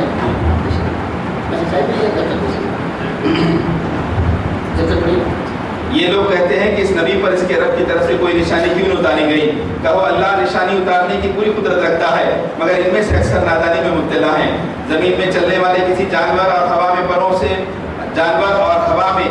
سے اڑنے والے کسی پرندے کو دیکھ لو، یہ سب تمہاری ہی طرح کی انواع ہیں. ہم نے ان کی تقدیر کے نوشتے میں کوئی کسر نہیں چھوڑی ہے. پھر یہ سب اپنے رب کی طرف سمیٹے جاتے ہیں، مگر جو لوگ ہماری نشانی کو جھٹلاتے ہیں وہ بہرے اور گونگے ہیں، تاریکیوں میں پڑے ہوئے ہیں. اللہ جسے چاہتا ہے پھٹکا دیتا ہے اور جسے چاہتا ہے سیدھے راستے پر لگا دیتا ہے. ان سے کہو ذرا غور کر کے بتاؤ، اگر کبھی تم پر اللہ کی طرف سے کوئی بڑی مصیبت آ جاتی ہے یا آخری گھڑی آپ پہنچتی ہے تو کیا اس وقت تم اللہ کے سوا کسی اور کو پکارتے ہو؟ بولو اگر تم سچے ہو. اس وقت تم اللہ ہی کو پکارتے ہو. پھر اگر وہ چاہتا ہے تو اس مصیبت کو تم پر سے ٹال دیتا ہے. ایسے موقع پر تم اپنے ٹھہرائے ہوئے شریکوں کو بھول جاتے ہو. تم سے پہلے بہت سی قوموں کی طرف ہم نے رسول بھیجے. یہاں پر ایک دو حقیقتیں ہیں. ایک بات یہ بیان کی گئی ہے کہ نشانیاں معجزے مانگ رہے لوگ تو آنکھیں کھول کے دیکھو، ہوا میں اڑنے والے پرندوں کو دیکھو، زمین میں چلنے والے چرندوں کو، جانوروں کو دیکھو. یہ کیسی غیر معمولی قدرت کے نشان ہے اللہ تعالیٰ کے. ان کو دیکھے تو معجزے کی ضرورت نہیں پڑتی، اللہ تعالیٰ کو پہچان سکتے. ایک چیز کو دیکھے تو اللہ کی قدرت سمجھ میں آ جاتی. دیکھیے کوئی جانور ریگستان میں ہے تو اس کے پیر کیسا بنا اللہ تعالیٰ؟ اونٹ ہے، اس کے پیر ریتی میں چلنے کے قابل بنائے. اور کوئی جانور سمندر میں چلتا ہے تو اس کے پیروں کو کیسا بنایا اللہ تعالیٰ؟ مرغی کے پیروں کو دیکھو، بطخ کے پیروں کو دیکھو، کتنا فرق ہے اس میں. مرغی کیچڑ میں چلتی ہے تو ناخنا ہے، پنجے ایسے ہیں، بالکل تھوڑا تھوڑا چبا کے چل جاتی ہے. اور وہی بطخ ہے تو اس میں بیچ میں پردہ ہے پانی کھینچے ڈھکلنے کے لیے. بطخ پانی میں رہتی ہے تو بھیگتی ہوئی کچھی نہیں ہوتی، نکلتی بالکل سکی رہتی ہے. اللہ تعالیٰ جس جانور کو، جس پرندے کو، جس مخلوق کو بنایا ہے اس کے موسم، اس کے علاقے، اس کی ضرورت کے لحاظ سے پوشاک دیا، جسم دیا، چونچ دیا. بطخ کی چونچ چپتی ہے، پانی میں سے چیزاں نکال کے کھانی ہے، اور مرغی کی چونچ بالکل روکتی ہے کیونکہ وہ زمین میں سے دانے کھاتی. ہر چیز کو اللہ نے ایسی قدرت سے بنایا ہے، اسے دیکھے تو پھر الگ سے تو معجزے کی ضرورت نہیں ہے. صاحب اللہ کو پہچاننے کے لیے ان چیزوں سے اللہ تعالیٰ کو پہچان سکتا ہے. یہ بات ایک بیان کی اللہ تعالیٰ. اور دوسری بات یہ بیان کی گئی ہے اللہ کو پہچاننے کے لیے یہ معجزہ کیا کم ہے کہ سمندر میں جاتے رہتے ہیں، کشتی گر جاتی طوفان میں، یا کوئی اور آفت آ جاتی ایسی کہ جس کو دور کرنے کی کسی کے اندر طاقت نہیں رہتی. ایسے موقع پر تمام مشرک بھی، خدا کو نہیں ماننے والے ملحد بھی آسمان کی طرف دیکھ کے پکارنا شروع کر دے، بچا لے اللہ، بچا لے مالک، بچا لے. تو یہ اندر سے فطرت پہ بیٹھی ہوئی ہے کہ آدمی اپنے پیدا کرنے والے کو، کائنات کے انتظام کرنے والی ہستی کو پہچانتا ہے، اس لیے ایسی مصیبت میں بناؤٹی خداؤں کو چھوڑ کر اس کو پکارنے لگتا ہے. تو کیا یہ معجزہ کافی نہیں ہے؟ تم سے پہلے بہت سی قوموں کی طرف ہم نے رسول بھیجے اور ان قوموں کو مصائب و آلام میں مبتلا کیا تاکہ وہ عاجزی کے ساتھ ہمارے سامنے جھک جائیں. بس جب ہماری طرف سے ان پر سختی آئی تو کیوں نہ انہوں نے عاجزی اختیار کی، مگر ان کے دل تو اور سخت ہو گئے اور شیطان نے ان کو اطمینان دلا دیا کہ جو کچھ تم کر رہے ہو وہ خوب کر رہے ہو. کہ جب انہوں نے اس نصیحت کو جو انہیں کی گئی تھی بھلا دیا تو ہم نے ہر طرح کی خوشحالیوں کے دروازے ان کے لیے کھول دیے. یہاں تک کہ جب وہ ان بخششوں میں جو انہیں عطا کی گئی تھی خوب مگن ہو گئے تو اچانک ہم نے انہیں پکڑ لیا. اور اب حال یہ تھا کہ وہ ہر خبر سے مایوس تھے، وہ ہر خیر سے مایوس تھے. اس طرح ان لوگوں کی جڑ کاٹ کر رکھ دی گئی جنہوں نے ظلم کیا تھا، اور تعریف ہے اللہ رب العالمین کے لیے کہ اس نے ان کی جڑ کاٹ دی. اے نبی ان سے کہو کبھی تم نے یہ بھی سوچا کہ اگر اللہ تمہاری بینائی اور سماعت تم سے چھین لے اور تمہارے دلوں پر مہر کر لے تو اللہ کے سوا اور کون سا خدا ہے جو یہ قوتیں تمہیں واپس دلا سکتا ہو؟ دیکھو کس طرح ہم بار بار اپنی نشانیاں ان کے سامنے پیش کرتے ہیں اور پھر یہ کس طرح ان سے نظر چراتے ہیں۔ کہو کبھی تم نے سوچا کہ اگر اللہ کی طرف سے اچانک یا اعلانیہ تم پر عذاب آ جائے تو کیا ظالم لوگوں کے سوا کوئی اور ہلاک ہوگا؟ ہم جو رسول بھیجتے ہیں اسی لیے تو بھیجتے ہیں کہ وہ نیک کردار لوگوں کے لیے خوشخبری دینے والے اور بد کرداروں کے لیے ڈرانے والے ہوں۔ پھر جو لوگ ان کی بات مان لیں اور اپنے طرز عمل کی اصلاح کر لیں ان کے لیے کسی خوف اور رنج کا موقع نہیں ہے، اور جو ہماری آیات کو جھٹلائیں وہ اپنی نافرمانیوں کی پاداش میں سزا بھگت کر رہیں گے۔ اے نبی ان سے کہو میں تم سے یہ نہیں کہتا کہ میرے پاس اللہ کے خزانے ہیں، نہ میں غیب کا علم رکھتا ہوں اور نہ یہ کہتا ہوں کہ میں فرشتہ ہوں، میں تو صرف اس وحی کی پیروی کرتا ہوں جو مجھ پر نازل کی جاتی ہے۔ پھر ان سے پوچھو کیا اندھا اور آنکھوں والا دونوں برابر ہو سکتے ہیں؟ کیا تم غور نہیں کرتے؟ اس میں بہت بڑی حقیقت یہ بیان ہوئی ہے کہ مشرکین مکہ حضور صلی اللہ علیہ وسلم کی نبوت کا اس لیے انکار کر رہے تھے کہ ہمارے سامنے پیدا ہوئے پلے بڑے جوان ہوئے، اب یہ دعویٰ کر رہے ہیں کہ اللہ کے رسول بن گئے ہیں، فرشتہ ان کے پاس آ رہا ہے، تو کیسا مانتے صاحب؟ اگر آپ نبی ہیں تو آپ ہمارے کو غیب کی خبریں بتائیے کہ فلاں ہمارا مسافر تجارت کا قافلہ لے کے گیا تھا، نفع ہو رہا کیا نقصان ہو رہا، اونٹنی گاب ہے، بچڑا دیتی کیا نر دیتی کیا مادہ دیتی، فلاں چیز گم گئی ہے کون سی وادی میں ملیں گی، یہ غیب کی باتیں اگر بتائیں گے تو ہم مانیں گے کہ آپ پیغمبر ہیں، نہیں تو یہ کہتے تھے آپ کیسے پیغمبر ہیں صاحب؟ آپ کے پاس جو ہے کوئی باغ نہیں، کوئی دولت نہیں، کوئی دوسروں کے مقابلے میں غیر معمولی آپ کی مجلسیں نہیں، آپ اوپر سے بولے کہ دنیا میں سب سے امپارٹنٹ ہستی آپ ہیں کہ اللہ نے آپ کو پیغمبر بنا دیا، پھر یہ آپ ہمارے جیسے انسان ہیں، غیر معمولی کوئی چیز نہیں ہے، فرشتے کے جیسے کوئی غیر معمولی نہ تھا، تلوار ایسا پھرائے تو کہ پاس ہو جانا میں کرنا نہیں تھا، جیسا فرشتے کو کوئی مارنے لگتا مجھے ایسے ایسے سوالات کرتے تھے، تو اللہ تعالیٰ نے تمام سوالوں کا جواب دینے کے لیے فرمایا اے نبی صلی اللہ علیہ وسلم سے کہہ دو میں تم سے یہ نہیں کہتا کہ میرے پاس اللہ کے خزانے ہیں، میں غیب کا علم رکھتا ہوں یہ بھی میں تم سے نہیں کہتا، نہ میں یہ کہتا ہوں کہ میں فرشتہ ہوں، میں تو صرف وہی کی پیروی کرتا ہوں کہ میرے پاس بھیجی جاتی ہے، بس میں رسول ہوں نبی ہوں، میرے پاس خزانے نہیں ہیں، میرے پاس ایسی کوئی صلاحیت نہیں ہے کہ میں تم کو جو ہے یہ دے دوں وہ دے دوں اور میں کوئی غیر کی باتیں نہیں کروں۔ تو پیغمبر نے اپنی زبان سے اعلان کیا، یہی اعلان نوح علیہ السلام نے بھی اپنی زبان سے کیا، آگے آ رہا ہے، اور یہ اعلان ایک جگہ نہیں اور بھی کئی جگہ ہے۔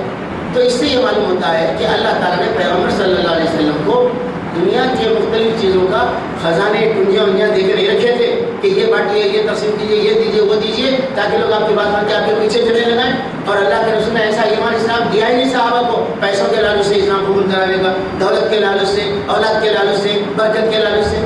اللہ کے رسول نے تو وہ دین پیش کیا آخرت کے عذاب سے بچنے کے لیے میرے پیچھے آؤ، آپ لوگ آگے چلو۔ مگر افسوس کی بات ہے آج ہمارے زمانے میں اکثر مسلمان یہ کہنا چاہتے ہیں کہ محمد صلی اللہ علیہ وسلم کے اختیار میں سب کچھ ہے، بلکہ بخش دو جو چیز چاہے کیونکہ میں محبوب خدا ہوں، اور یہ کہ یہ سب تمہارا کرم نے آخا کے بعد تب تک بنی ہوئی ہے، سب آپ دے رہے ہو کہ ہم جی رہے صاحب یہ بول رہے ہو۔ اب یہ بولتے بولتے اب آگے بڑھ کے یہ بول رہے ہیں حشر کے میدان میں حساب کتاب اللہ تعالیٰ نہیں لیتے، محمد صلی اللہ علیہ وسلم لیتے، مالک یوم الدین اللہ ہے بول کے پڑھتے، پر ذہن میں عقیدہ یہ ہے کہ اسے حساب کتاب اللہ تعالیٰ کے پاس محمد صلی اللہ علیہ وسلم کے ذمہ ہے کہ آپ لوگ حساب پورے بنا کرو۔ اس طرح سے ہم جو حقیقت پیغمبر کی تھی وہ پیغمبر کی حقیقت کو بدل کے جو حقیقت خدا کی تھی وہ حقیقت پیغمبر میں ڈالیں، قرآن کے خلاف۔ اور اے نبی تم اس علم وحی کے ذریعے سے ان لوگوں کو نصیحت کرو جو اس کا خوف رکھتے ہیں کہ اپنے رب کے سامنے کبھی اس حال میں پیش کیے جائیں گے کہ اس کے سوا وہاں کوئی ایسا ذی اقتدار نہ ہوگا جو ان کا حامی و مددگار ہو یا ان کی سفارش کرے، شاید کہ اس نصیحت سے متنبع ہو کر وہ خدا ترسی کی روش اختیار کر لے۔ اور جو لوگ اپنے رب کو رات دن پکارتے رہتے ہیں اور اس کی خوشنودی کی طلب میں لگے ہوئے ہیں انہیں اپنے سے دور نہ پھینکو، ان کے حساب میں سے کسی چیز کا بار ان پر نہیں ہے اور تمہارے حساب میں سے کسی چیز کا بار ان پر نہیں۔ یہ بھی ایک بات کا جواب ہے، مکے کے بڑے بڑے سردار اسلام قبول کر لیے تو پورا قبیلہ اسلام قبول کر لیتا، اس خواہش کے تحت اللہ کے رسول سرداروں میں تبلیغ کرتے تھے، تو سرداروں یہ اعتراض کرتے تھے کہ صاحب آپ کے اطراف بیٹھنے والے سب غلام عالی موالی حقیر لوگ ہیں، آپ ان کو ہٹاؤ، हमारे स्टैंडर्ड के लोगों को बिठाओ, हम भी आकर आपके साथ बैठेंगे। तो अल्लाह ताला जवाब में कहला रहे हैं कि ऐ नबी सल्लल्लाहु अलैहि वसल्लम, खुद ताकीद करे अल्लाह ताला, जो लोग अपने रब को रात दिन पुकार रहे हैं, ईमान ला लिए हैं, उसको पुकार रहे हैं, उससे दुआ मांग रहे हैं, उसका जिक्र कर रहे हैं, उन और खुदा की खुशनुदी में अपनी ज़िंदगी गुजार रहे हैं, उनको अपने से जुदा मत करो, दूर मत फेंको, अपनी महफिल से मत निकाल दो, चाहे उनकी समाजी पोजीशन गरीब क्यों ना हो, गुलाम क्यों ना हो, किसी तरह से पेवर लगाने के कपड़े में चमड़े के पेवर क्यों ना लगे हुए हों। ये सरदारों को खुश करने के लिए ये गरीब मोमिनों को आप धुतकारिए मत। उनके हिसाब का आपको कुछ हिसाब देना नहीं है, आपके हिसाब का उनको हिसाब देना नहीं है। जो कुछ आप करेंगे आपको, लिहाजा दीन इस्लाम ऐसा दीन नहीं है कि मालदारों को खुश करने के लिए गरीबों को बाजू कर दिया जाता हो, बल्कि जो कबूल करा वो हीरा है, जो नहीं कबूल करा ठीक रहा। ये है। और जो लोग अपने रब को रात दिन पुकारते रहते हैं और उसकी खुशनुदी की तलब में लगे हुए हैं, उन्हें अपने से दूर ना फेंको। उनके हिसाब में से किसी चीज़ का भार उन पर नहीं है और तुम्हारे हिसाब में से किसी चीज़ का भार उन पर नहीं। इस पर भी अगर तुम उन्हें दूर फेंकोगे तो जालिमों में शुमार होगे।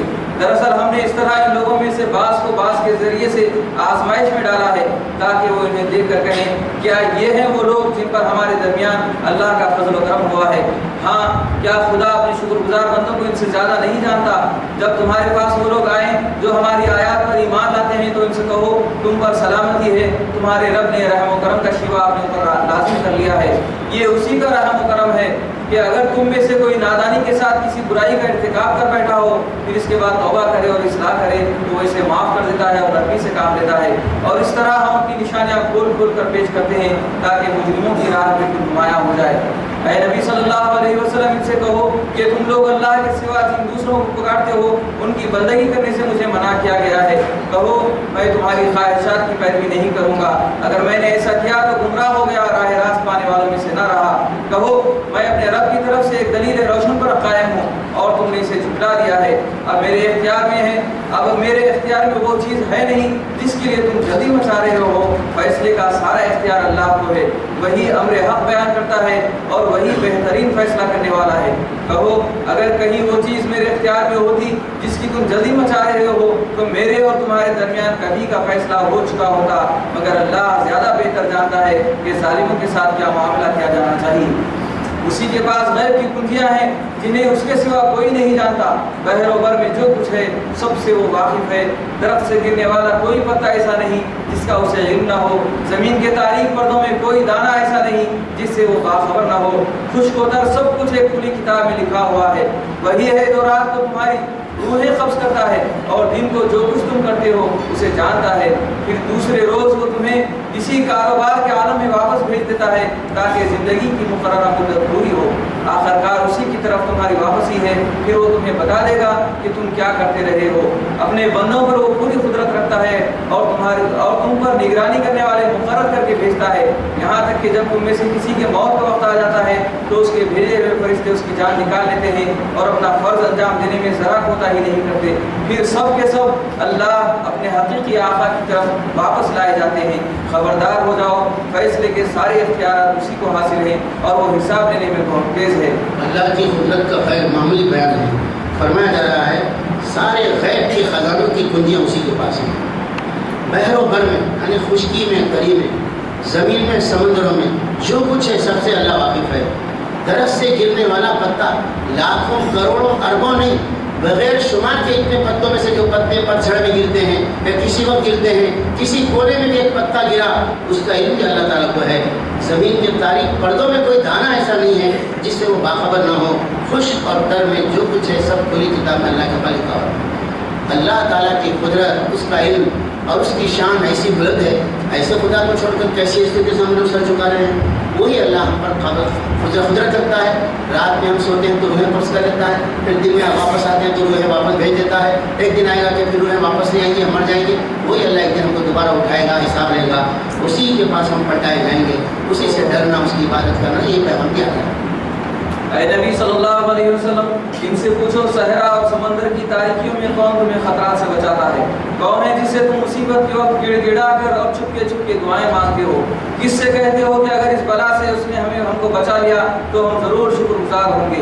کہو اللہ تمہیں اس سے اور ہر تکلیف سے نجات دیتا ہے، پھر تم دوسروں کو اس کا شریک ٹھہراتے ہو۔ کہو وہ اس پر قادر ہے کہ تم پر کوئی عذاب اوپر سے نازل کر دے یا تمہارے قدموں کے نیچے سے برپا کر دے، یا تمہیں گروہوں میں تقسیم کر کے ایک گروہ کو دوسرے گروہ کی طاقت کا مزہ چکھا دے۔ دیکھو ہم کس طرح بار بار مختلف طریقوں سے اپنی نشانیاں ان کے سامنے پیش کر رہے ہیں، شاید کہ یہ حقیقت کو سمجھ لیں۔ تمہاری قوم اس کا انکار کر رہی ہے حالانکہ وہ حقیقت ہے۔ ان سے کہہ دو کہ میں تم پر حوالہ دار نہیں بنایا گیا ہوں، ہر خبر کے ظہور میں آنے کا ایک وقت مقرر ہے، عنقریب تم کو خود انجام معلوم ہو جائے گا۔ اللہ کے عذاب کی 3 شکلیں بیان کی گئی۔ اللہ تعالیٰ اس بات پر قادر ہے کہ اوپر سے کوئی عذاب نازل کرے یا قدموں کے نیچے سے کوئی عذاب نازل کرے، جیسے آسمانی بلا ہے، کوئی آفت ہے، نیچے سے زلزلے ہے، طوفان ہے۔ اس کے بعد تیسری عذاب کی شکل یہ ہے کہ وہ اللہ تعالیٰ اس بات پر بھی قادر ہے کہ تم کو آپس میں ایک دوسرے کی طاقت کا مزہ چکھا دے اور تم کو گروہ میں بانٹ کر آپس میں لڑا دے۔ یہ بھی اللہ تعالیٰ کے عذاب کی شکل ہے۔ تو آج ہم مسلمان آپس میں اگر لڑ رہے ہیں تو خدا نہ خواستہ اللہ تعالیٰ کی طرف سے کسی ہم عذاب میں تو نہیں مبتلا ہو جا رہے ہیں کہ آپس میں لڑنے رہے ہیں۔ یہ بہت خطرناک بات ہے جس سے بچنے کی ضرورت ہے۔ اللہ کے رسول صلی اللہ علیہ وسلم نے اللہ تعالیٰ سے 3 دعائیں مانگی تھی کہ اللہ میری پوری امت کسی ایسی بلا سے، صورتوں کے مشق ہونے اور مٹ جانے کی بلا سے محفوظ رہے۔ اللہ نے اس کو قبول کر لیا۔ اور ایک بلا تھی اور ایک دعا تھی جس کو اللہ تعالیٰ نے وہ بھی قبول کر لیا، مجھے یاد نہیں ہے۔ تیسری دعا یہ تھی کہ اے اللہ میری امت آپس میں اختلافات کا شکار ہو کر ایک دوسرے سے نہیں لڑنا۔ یہ دعا اللہ تعالیٰ قبول نہیں کی۔ اس لیے ہم کو احتیاط کرنا چاہیے کہ کوئی ایسا مرحلہ کبھی بھی نہیں پیدا ہونا چاہیے کہ آپس میں کوئی لڑائی ہمارے اندر مسلکوں کی بنیاد پہ، جماعتوں کی بنیاد پہ، کسی اور بنیاد پر آپس میں چھڑ جائے کوئی لڑائی۔ یہ بہت خطرناک بات ہوگی، پھر وہ جاتی نہیں۔ حدیث میں ہے میری امت میں جب آپس میں تلوار ایک دفعہ نیام سے نکلیں گی تو پھر وہ نیام میں جائیں گی نہیں، بس چلتے رہیں گی تلوار، آپس میں گرے کاٹتے رہیں گی۔ اس لیے حضرت عثمان غنی رضی اللہ تعالیٰ جب منافقین نے ان کا گھیراؤ کر لیا، خلیفہ تھے لیکن دانا پانی سے محروم کر دیا اور ان کو قتل کر دینے کے در پہ ہو گئے، تو تمام مخلص صحابہ ان کے بیٹے آ کے بولے پوری اسلامی فوج آپ کے ساتھ ہے، آپ اشارہ کرو، یہ مٹھی پر لوگ ہیں ادھر ادھر سے آئے ہوئے سبائی، یہ یہودیاں ہیں جو اسلام قبول کر کے ایسا فتنہ مچا رہے ہیں، ان کو قتل کرنے کی اجازت دو۔ تو حضرت عثمان غنی رضی اللہ نے یہ کہا میں مسلمانوں میں سب سے پہلے تلوار کے کھولنے والا بننا نہیں چاہتا ہوں، اس لیے کہ میں نے اللہ کے رسول سے سنا ہے کہ جب مسلمانوں ایک بار تلوار نکل جائے گی تو پھر اندر نہیں جائے گی، گئے کاٹنا شروع ہو جائیں گے۔ میں چاہتا نہیں کہ میری خاطر، میری وجہ سے یہ تلوار نکلے۔ تو اسی طرح سے انہوں نے جان دے دی پر مسلمانوں کو تلوار نکلنے نہیں دی، اپنی جان دے دی۔ لیکن آج ہر شخص ایک نیام تلوار لے کے نکلا ہوا ہے، ایک دوسرے کو کافر قرار دینے، منافق قرار دینے، گمراہ قرار دینے کا کام کر رہا ہے، اور مسلمان اس بنیاد پر انتشار اتنا شکار ہو گئے کہ مسجدوں پہ نام لکھے جا رہے ہیں کہ مسجد فلاں مسلک کی فلاں جماعت کی ہے، خبردار آنے والوں کے لیے۔ بھائیو یہ اللہ تعالیٰ کے عذاب کی شکل ہے، کیونکہ اللہ تعالیٰ فرما رہے ہیں اللہ اس پر قادر ہے کہ تم پر کوئی عذاب اوپر سے نازل کرے یا تمہارے قدموں کے نیچے سے برپا کر دے یا تمہیں گروہوں میں تقسیم کر کے ایک گروہ کو دوسرے گروہ کی طاقت کا مزہ چکھا دے۔ یہ اللہ تعالیٰ اس پر قادر ہے، ایسا کر سکتے ہیں، اللہ اس سے بچائے۔ اور اے نبی صلی اللہ علیہ وسلم جب تم دیکھو کہ لوگ ہماری آیات پر نکتہ چینیاں کر رہے ہیں تو ان کے پاس سے ہٹ جاؤ یہاں تک کہ وہ اس گفتگو کو چھوڑ کر دوسری باتوں میں لگ جائیں، اور اگر کبھی شیطان تمہیں بھلاوے میں ڈال دے تو جس وقت تمہیں اس غلطی کا احساس ہو جائے اس کے بعد پھر ایسے ظالم لوگوں کے پاس نہ بیٹھو، ان کے حساب میں سے کسی چیز کی ذمہ داری پرہیزگار لوگوں پر نہیں ہے، البتہ نصیحت کرنا ان کا فرض ہے، شاید کہ وہ غلط روی سے بچ جائیں۔ چھوڑو ان لوگوں کو جنہوں نے اپنے دین کو کھیل اور تماشا بنا رکھا ہے اور جنہیں دنیا کی زندگی فریب میں مبتلا کیے ہوئے ہے۔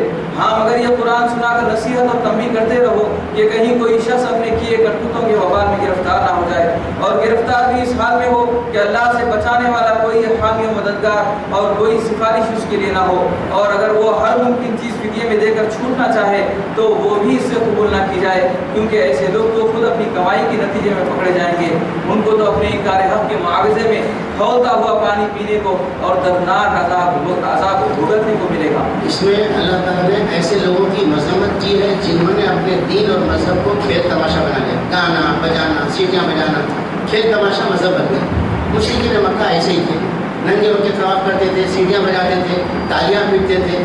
ہمارے پاس بھی ہندو دھرم کے اندر بھی کیسی چیزیں ہیں، ناچنا، شیر بن جانا، کوئی جانور بن جا رہا، کچھ یہ بن جا رہا ہے، اور اس طرح کی چیزیں کہ بالکل عقل میں نہیں آتی. ایسی چیزیں جو مذہب کے نام پر کی جا رہی ہیں.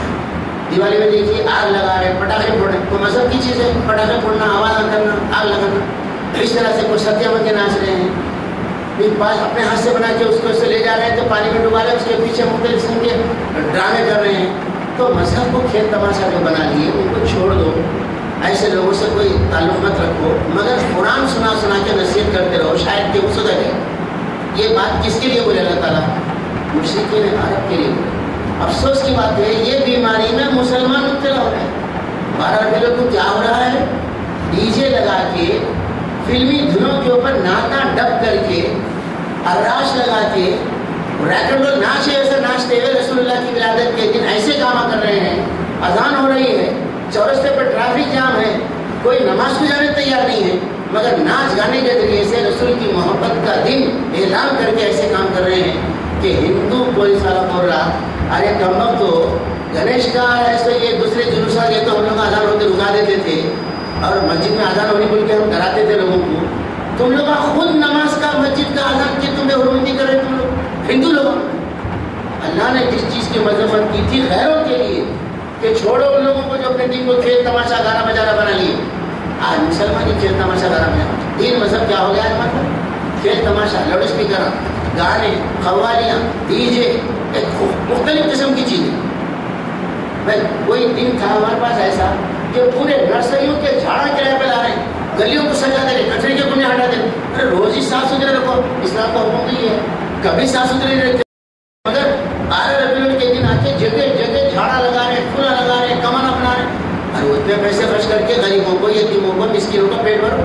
وہ نہیں کہا کہ یہ کریں. تو کھیل تماشا جن لوگوں نے دین کو بنا لیا، اللہ تعالیٰ نے نبی صلی اللہ علیہ وسلم کو ان سے روک دینے کا حکم دیا، مگر قرآن سنا سنا کر نصیحت کرنے کا بھی حکم دیا. مگر تم یہ قرآن سنا کر نصیحت کرتے رہو، تنبیہ کرتے رہو کہ کہیں کوئی شخص اپنے کیے کرتوتوں کے وبال میں گرفتار نہ ہو جائے اس دن جب کہ حساب کتاب آئے. اس میں ایک بات اور ہے، جب پہلے یہاں بتائیں، یہ جو آپ کھیل تماشا بنانے کی بات کریں یہ تو بہت ظاہر ہے. آج کل کالج کے ماحول میں اور آفیسز میں ترقی پسندی کے نام پہ لوگ خدا کی آیتوں کو نکتہ چینی کی بات کریں گے. ہاں آئی ہے بات، تو خدا کی آیات میں رسول اللہ صلی اللہ علیہ وسلم کی حدیثوں پہ نکتہ چینی کرتے ہیں. تو کیا ایسے بھی لوگوں سے دوری اختیار کرنی چاہیے؟ بے شک اللہ نے حکم دیا جہاں جس محفل میں اللہ کی آیتوں پر نکتہ چینی کی جا رہی ہے تو وہاں مت بیٹھو. اگر تم بیٹھیں گے تو انہیں میں تمہارا شمار ہوگا. اتنے لکھا ہوا ہے. اور یہاں فرمایا وہاں مت بیٹھو، وہاں سے اٹھ جاؤ. یہاں تک کہ دوسری باتوں میں لگ جائے تو پھر جا کے بیٹھ سکتے ہو. تو اللہ کی آیتوں پر نکتہ چینی کالج میں ہو رہی ہے، بعض سمپوزیم سیمینار میں ہو رہی ہے اسلام پر اعتراضات کے لیے. بلکہ جتنی حکومتوں کی پارلیمنٹ اسمبلی ہے وہاں کوئی کھڑے رہ کے بولے صاحب یہ حرام ہے، نہیں ہونا چاہیے، تو مذاق اڑا کے بولتے ہیں آج کے زمانے میں کہاں سے چلتا صاحب؟ اور نہ پردہ کرو باہر مت نکلو. چل سکتا ہے کیا؟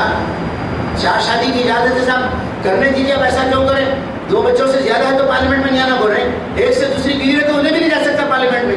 وہاں اگر یہ بول دیں کہ صاحب 4 شادیاں کرنے سے بہت سے مسائل حل ہو جاتے ہیں، 1 سے زیادہ شادی کریں تو مذاق اڑانا شروع کر دیں اس کا. تو مذاق جہاں بھی اللہ کی آیتوں کا، شریعت کا اڑایا جاتا ہے، ایسے لوگوں کو ساتھ نہیں دینا، ان کے ساتھ بیٹھنا بھی منع کر دیا گیا. تو ان کے کام میں مدد کرنے کا کوئی سوال نہیں.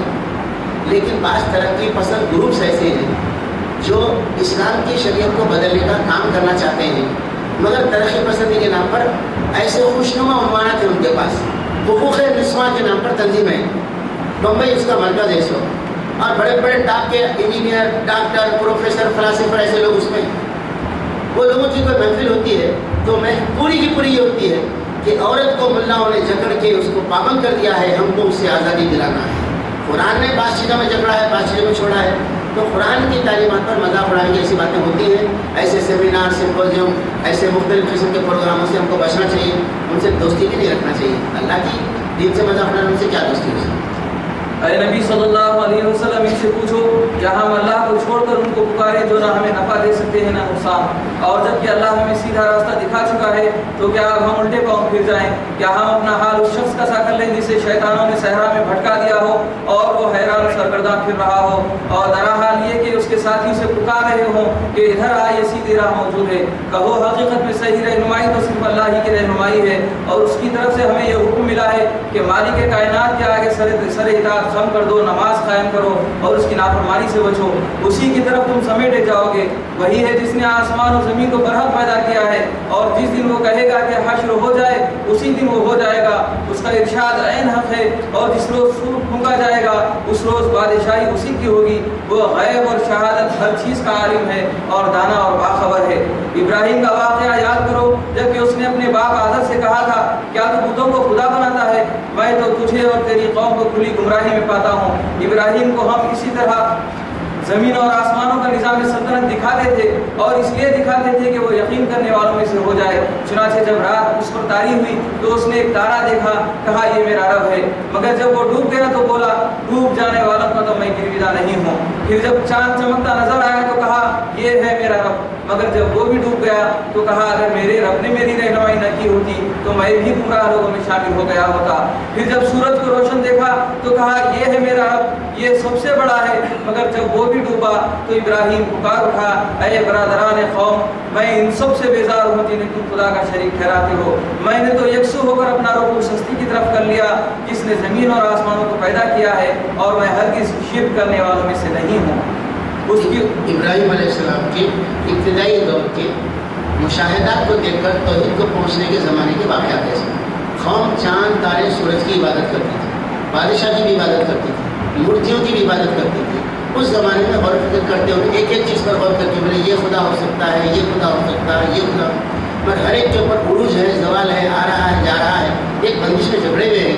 یہ سب دیکھ کر انہیں اعلان کیا انی وجہت وجہی للذی فطر السماوات والارض حنیفا وما انا من المشرکین، میں ان تمام ہستیوں سے رخ موڑ کر اس ذات کی طرف اپنے آپ کو متوجہ کرتا ہوں جو ان تمام چیزوں کا پیدا کرنے والا، آسمان زمین کا بنانے والا ہے، میں ہرگز شرک کرنے والوں سے نہیں ہوں۔ گیا قوم کے پورے عقیدے کے خلاف، قوم کے پورے مزاج کے خلاف، قوم کے مذہب کے خلاف ایک ڈائنامک اعلان کیا۔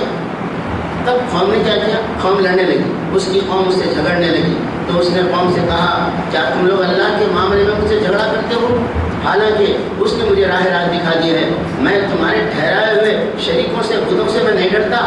ہاں اگر میرا رب ہی کچھ چاہے تو ضرور کچھ میرا نقصان وغیرہ ہو سکتا ہے، میرے رب کا علم ہر چیز پر چھایا ہوا ہے، پھر کیا تم ہوش میں نہ ہو گے؟ اور آخر میں تمہارے ٹھہرائے ہوئے شریکوں سے، بتوں وغیرہ سے کیوں ڈروں جبکہ تم اللہ کے ساتھ ان چیزوں کو خدائی میں شریک بنا کے نہیں ڈرتے جن کے لیے اس نے تم پر کوئی سند نازل نہیں کی ہے؟ ہم دونوں فریقوں میں سے کون زیادہ بے خوفی اور اطمینان کا مستحق ہے؟ بتاؤ اگر تم علم رکھتے ہو۔ حقیقت میں تو امن انہی کے لیے ہے جو راہ راست پر وہی ہیں جو ایمان لائے، جنہوں نے اپنے ایمان کو ظلم سے آلودہ نہیں کیا، یعنی ایمان لانے کے بعد جو شرک نہیں کرتے ان کے لیے امن ہے۔ دنیا میں آزمائش تو ہوتی، آخرت میں ہمیشہ کا امن انہی کے لیے ہے۔ غرض یہ کہ اللہ تعالیٰ نے ابراہیم علیہ السلام کو اپنے غور و فکر کے مشاہدات پہ غور و فکر کے ذریعے سے توحید کی دعوت سمجھا دی، پھر وہی نازل کر کے پیغمبر بنا دیا، پھر انہوں نے قوم کے اندر رہ کے تبلیغ کا کام شروع کیا۔ یہ تھی ہماری وہ حجت، ہماری وہ حجت جو ہم نے ابراہیم کو اس کی قوم کے مقابلے میں عطا کی۔ ہم جسے چاہتے ہیں بلند مرتبے عطا کرتے ہیں۔ حق یہ ہے کہ تمہارا رب نہایت دانا اور علیم ہے۔ پھر ہم نے ابراہیم کو اسحاق اور یعقوب جیسی اولاد دی اور ہر ایک کو راہ راست دکھائی، وہی راہ راست جو اس سے پہلے نوح کو دکھائی تھی، اور اسی کی نسل سے ہم نے داؤد، سلیمان، ایوب، یوسف، موسیٰ اور ہارون کو ہدایت بخشی۔ اس طرح ہم نیکوکاروں کو ان کی نیکی کا بدلہ دیتے ہیں۔ اسی کی اولاد سے زکریا، یحییٰ، عیسیٰ اور الیاس کو راہیاب کیا، ہر ایک ان میں سے صالح تھا۔ اسی کے خاندان سے اسماعیل، یسع اور یونس اور لوط کو راستہ دکھایا، ان میں سے ہر ایک کو ہم نے تمام دنیا والوں پر فضیلت عطا کی۔ نیز ان کے آباء و اجداد اور ان کی اولاد، ان کے بھائی بندوں میں سے بہتوں کو ہم نے نوازا، انہیں اپنی خدمت کے لیے چن لیا اور سیدھے راستے کی طرف ان کی رہنمائی کی۔ یہ اللہ کی ہدایت ہے جس کے ساتھ وہ اپنے بندوں میں سے جس کو چاہتا ہے، جس کی چاہتا ہے رہنمائی کرتا ہے۔ لیکن اگر کہیں ان لوگوں نے شرک کیا ہوتا تو ان کا سب کیا کرایا غارت ہو جاتا۔ وہ لوگ تھے جن کو ہم نے کتاب اور حکم اور نبوت عطا کی تھی، اگر یہ لوگ اس کو ماننے سے انکار کرتے ہیں تو پرواہ نہیں، ہم نے کچھ اور لوگوں کو یہ نعمت سونپ دی ہے جو اس سے منکر نہیں ہے۔ اے نبی صلی اللہ علیہ وسلم، وہی لوگ اللہ کی طرف سے ہدایت یافتہ تھے، انہی کے راستے پر تم چلو اور کہہ دو کہ میں اس تبلیغ و ہدایت کے کام پر تم سے کسی اجر کا طالب نہیں ہوں۔ یہ تو ایک عام نصیحت ہے تمام دنیا والوں کے لیے۔ پیغمبروں کے تقریباً 18 پیغمبروں کے نام لیے اللہ تعالیٰ، ان سب کے بارے میں فرمایا کہ یہ لوگ ہدایت یافتہ تھے، اگر کہیں یہ لوگ شرک کیے ہوتے تو کہ تمام اعمال برباد ہو جاتے، ضائع ہو جاتے اور اللہ کے عذاب میں پکڑے جاتے۔ شرک اتنی بڑی برائی ہے کہ بڑے سے بڑے لوگ بھی، نیک سے نیک لوگ بھی اگر وہ کریں تو اللہ تعالیٰ اس کو معاف کرنے والا نہیں ہے۔ اور ان پیغمبروں کا نام لینے کے بعد فرمایا ان کے راستے پر آپ چلیے اے نبی صلی اللہ علیہ وسلم۔ تو اللہ کے رسول کو نیا نرالا راستہ لے کے نہیں آئے، پرانے پہلے کے پیغمبروں کی دعوت اور اسی کو پھر سے زندہ کرنے آئے ہیں۔ البتہ پہلے کے پیغمبروں پر دین مکمل نہیں ہوا تھا، حضور پر اللہ نے دین مکمل کیا، نبوت مکمل کیا، اب آگے کوئی پیغمبر آنے والی نہیں ہے۔ اور یہ قرآن عام نصیحت تمام دنیا کے لوگوں کے لیے، صرف مکے والوں کے لیے نہیں ہے۔ ان لوگوں نے اللہ کا بہت غلط اندازہ لگایا جب کہا کہ اللہ نے کسی بشر پر کچھ نازل نہیں کیا ہے۔ ان سے پوچھو پھر وہ کتاب جسے موسیٰ لایا تھا جو تمام انسانوں کے لیے روشنی اور ہدایت تھی، جسے تم پارا پارا کر کے رکھتے ہو، کچھ دکھاتے ہو، بہت کچھ چھپا جاتے ہو، اور جس کے ذریعے سے تم کو وہ علم دیا گیا جو نہ تمہیں حاصل تھا اور نہ تمہارے باپ دادا کو، آخر اس کا نازل کرنے والا کون تھا؟ بس اتنا کہہ دو کہ اللہ، پھر انہیں اپنی دلیل بازیوں سے کھیلنے کے لیے چھوڑ دو۔ اس کتاب کی طرح یہ کتاب ہے جسے ہم نے نازل کیا ہے، بڑی خیر و برکت والی ہے، اس چیز کی تصدیق کرتی ہے جو اس سے پہلے آئی تھی، اور اس لیے نازل کی گئی ہے کہ اس کے ذریعے سے تم بستیوں کے اس مرکز یعنی مکہ اور اس کے اطراف میں رہنے والوں کو متنبہ کرو۔ جو لوگ آخرت کو مانتے ہیں وہ اس کتاب پر ایمان لاتے ہیں، اور ان کا حال یہ ہے کہ اپنی نمازوں میں پابندی کرتے ہیں۔ اور اس شخص سے بڑا ظالم اور کون ہوگا جو اللہ پر جھوٹا بہتان گڑھے یا کہے کہ مجھ پر وحی آئی ہے، ذرا حال یہ کہ اس پر کوئی وحی نازل نہیں کی گئی ہو، یا جو اللہ کی نازل کردہ چیز کے مقابلے میں کہے کہ میں بھی ایسی چیز نازل کر کے دکھا دوں گا۔ کاش تم ظالموں کو اس حالت میں دیکھ سکو جبکہ وہ سکرات موت میں ڈبکیاں کھا رہے ہوتے اور فرشتے ہاتھ بڑھا بڑھا کر کہہ رہے ہوتے ہیں کہ لاؤ نکالو اپنی جان، آج تمہیں ان باتوں کی پاداش میں ذلت کا عذاب دیا جائے گا جو تم اللہ پر تہمت رکھ کر ناحق پکا کرتے تھے اور اس کی آیات کے مقابلے میں سرکشی دکھاتے تھے۔ اور اللہ فرمائے گا لو اب تم ویسے ہی تن تنہا ہمارے سامنے حاضر ہو گئے جیسا ہم نے تمہیں پہلی مرتبہ اکیلا پیدا کیا تھا۔ جو کچھ ہم نے تمہیں دنیا میں دیا تھا وہ سب تم پیچھے چھوڑ آئے ہو، اور اب ہم تمہارے ساتھ تمہارے ان سپاہیوں کو بھی نہیں دیکھتے جن کے متعلق تم سمجھتے تھے کہ تمہارے کام بنانے میں ان کا بھی کچھ حصہ ہے۔ تمہارے آپس کے سب رابطے ٹوٹ گئے اور وہ تم سے گم ہو گئے جن کا تم الزام رکھتے تھے۔ اس میں دو اہم باتیں ہیں۔ اللہ نے اس شخص کو سب سے بڑا ظالم کہا جس پر کوئی وحی نہیں آئی مگر کہتا کہ میرے پاس بھی وحی آتی ہے۔ اللہ نے کوئی کتاب نازل نہیں کی اور اس کی وہ کہتا دعویٰ کرتا ہے، پھر یہ بھی کہتا ہے کہ میں بھی ایسی چیز نازل کر کے دکھا سکتا ہوں۔ یعنی جھوٹی نبوت کا دعویٰ کرنے والے سب سے بڑے ظالم ہیں۔ اللہ تعالیٰ ان کا انجام فرما رہے ہیں، کاش تم کے سکرات موت کے وقت کی تکلیف کو دیکھ سکتے کہ فرشتے کیسے ہاتھ بڑھا کے کہتے ہیں نکالو اپنی روح، اب آج تم کو جلنے کے عذاب کا مزہ چکھانا ہے۔ اس سے یہ معلوم ہوا کہ مرتے وقت سے لے کر عالم برزخ میں بھی عذاب ہوتا ہے۔ عذاب قبر کا جو انکار کرتے ہیں نا، یہاں ڈائریکٹ بولے فرشتے، کاش تم اس حالت کو دیکھ سکتے جب سکرات موت میں یہ ڈبکیاں کھا رہے ہوتے تو فرشتے ہاتھ بڑھا کر کہہ رہے ہوتے ہیں لاؤ اور نکالو اپنی جان، آج تمہیں ان باتوں کی پاداش میں ذلت کا عذاب دیا جائے گا جو تم اللہ پر تہمت رکھ کر ناحق پکا کرتے تھے، اس کی آیات کے مقابلے میں سرکشی کرتے تھے۔ بہرحال مرتے ہی عذاب شروع ہو جاتا ہے ایسے لوگوں کو، اور اللہ کے نبیوں کے مقابلے میں نبوت کا دعویٰ کرنا، اللہ نے کتاب نازل کی اس کے مقابلے میں بھی کتاب نازل کر سکتا ہوں کہنا، تو یہ اتنا بڑا جرم ہے کہ اللہ نے بہت سخت ان کے لیے وہی تیار کر رکھی ہے۔ ہمارے ملک کے اندر کا غلام احمد قادیانی اسی جرم کا مرتکب ہوا اور وہ ایسی موت مرا کہ عبرت کی موت مر گئی۔ ایک تو آپ وہ جو بات کر رہے ہیں مکری نے قرآن کے وہی نبوت کی بات کر رہے ہیں۔ 2 دن پہلے اس شہر میں ایک اسلامی نمائش کا افتتاح ہوا، اس میں ہمارے شہر کے مفتی اعظم مفکر اسلام ایک تقریر کی، حالانکہ انہوں کتابوں کی نمائش کا افتتاح کرے لیکن وہاں پر تقریر یہ کرے آپ قرآن لے کے بیٹھ جائیں گے اور سمجھیں گے ہدایت مل جائیں گی، ایسا نہیں ہو سکتا۔ علماء کے آگے ذہن میں طے کرنا اور کون سی کتاب پڑھنا ہم سے پوچھنا، ہم جو کتاب بولے وہ پڑھے تو آپ کو ہدایت ملے۔ تو ایک تو غلام احمد قادیانی ہے، اس کی کوئی بات سامنے ہے تو ہم کو کھلی سمجھ میں آتی، اس سے تو ہم انکار کر دیتے. لیکن یہ لوگ ہیں، ان کو پہچاننے کی ضرورت ہے جو اللہ کی پیش کی ہوئی چیز کے مقابلے، اللہ کی نازل کردہ چیز کے مقابلے میں کہے کہ میں بھی ایسی چیز ان کو دکھاؤں.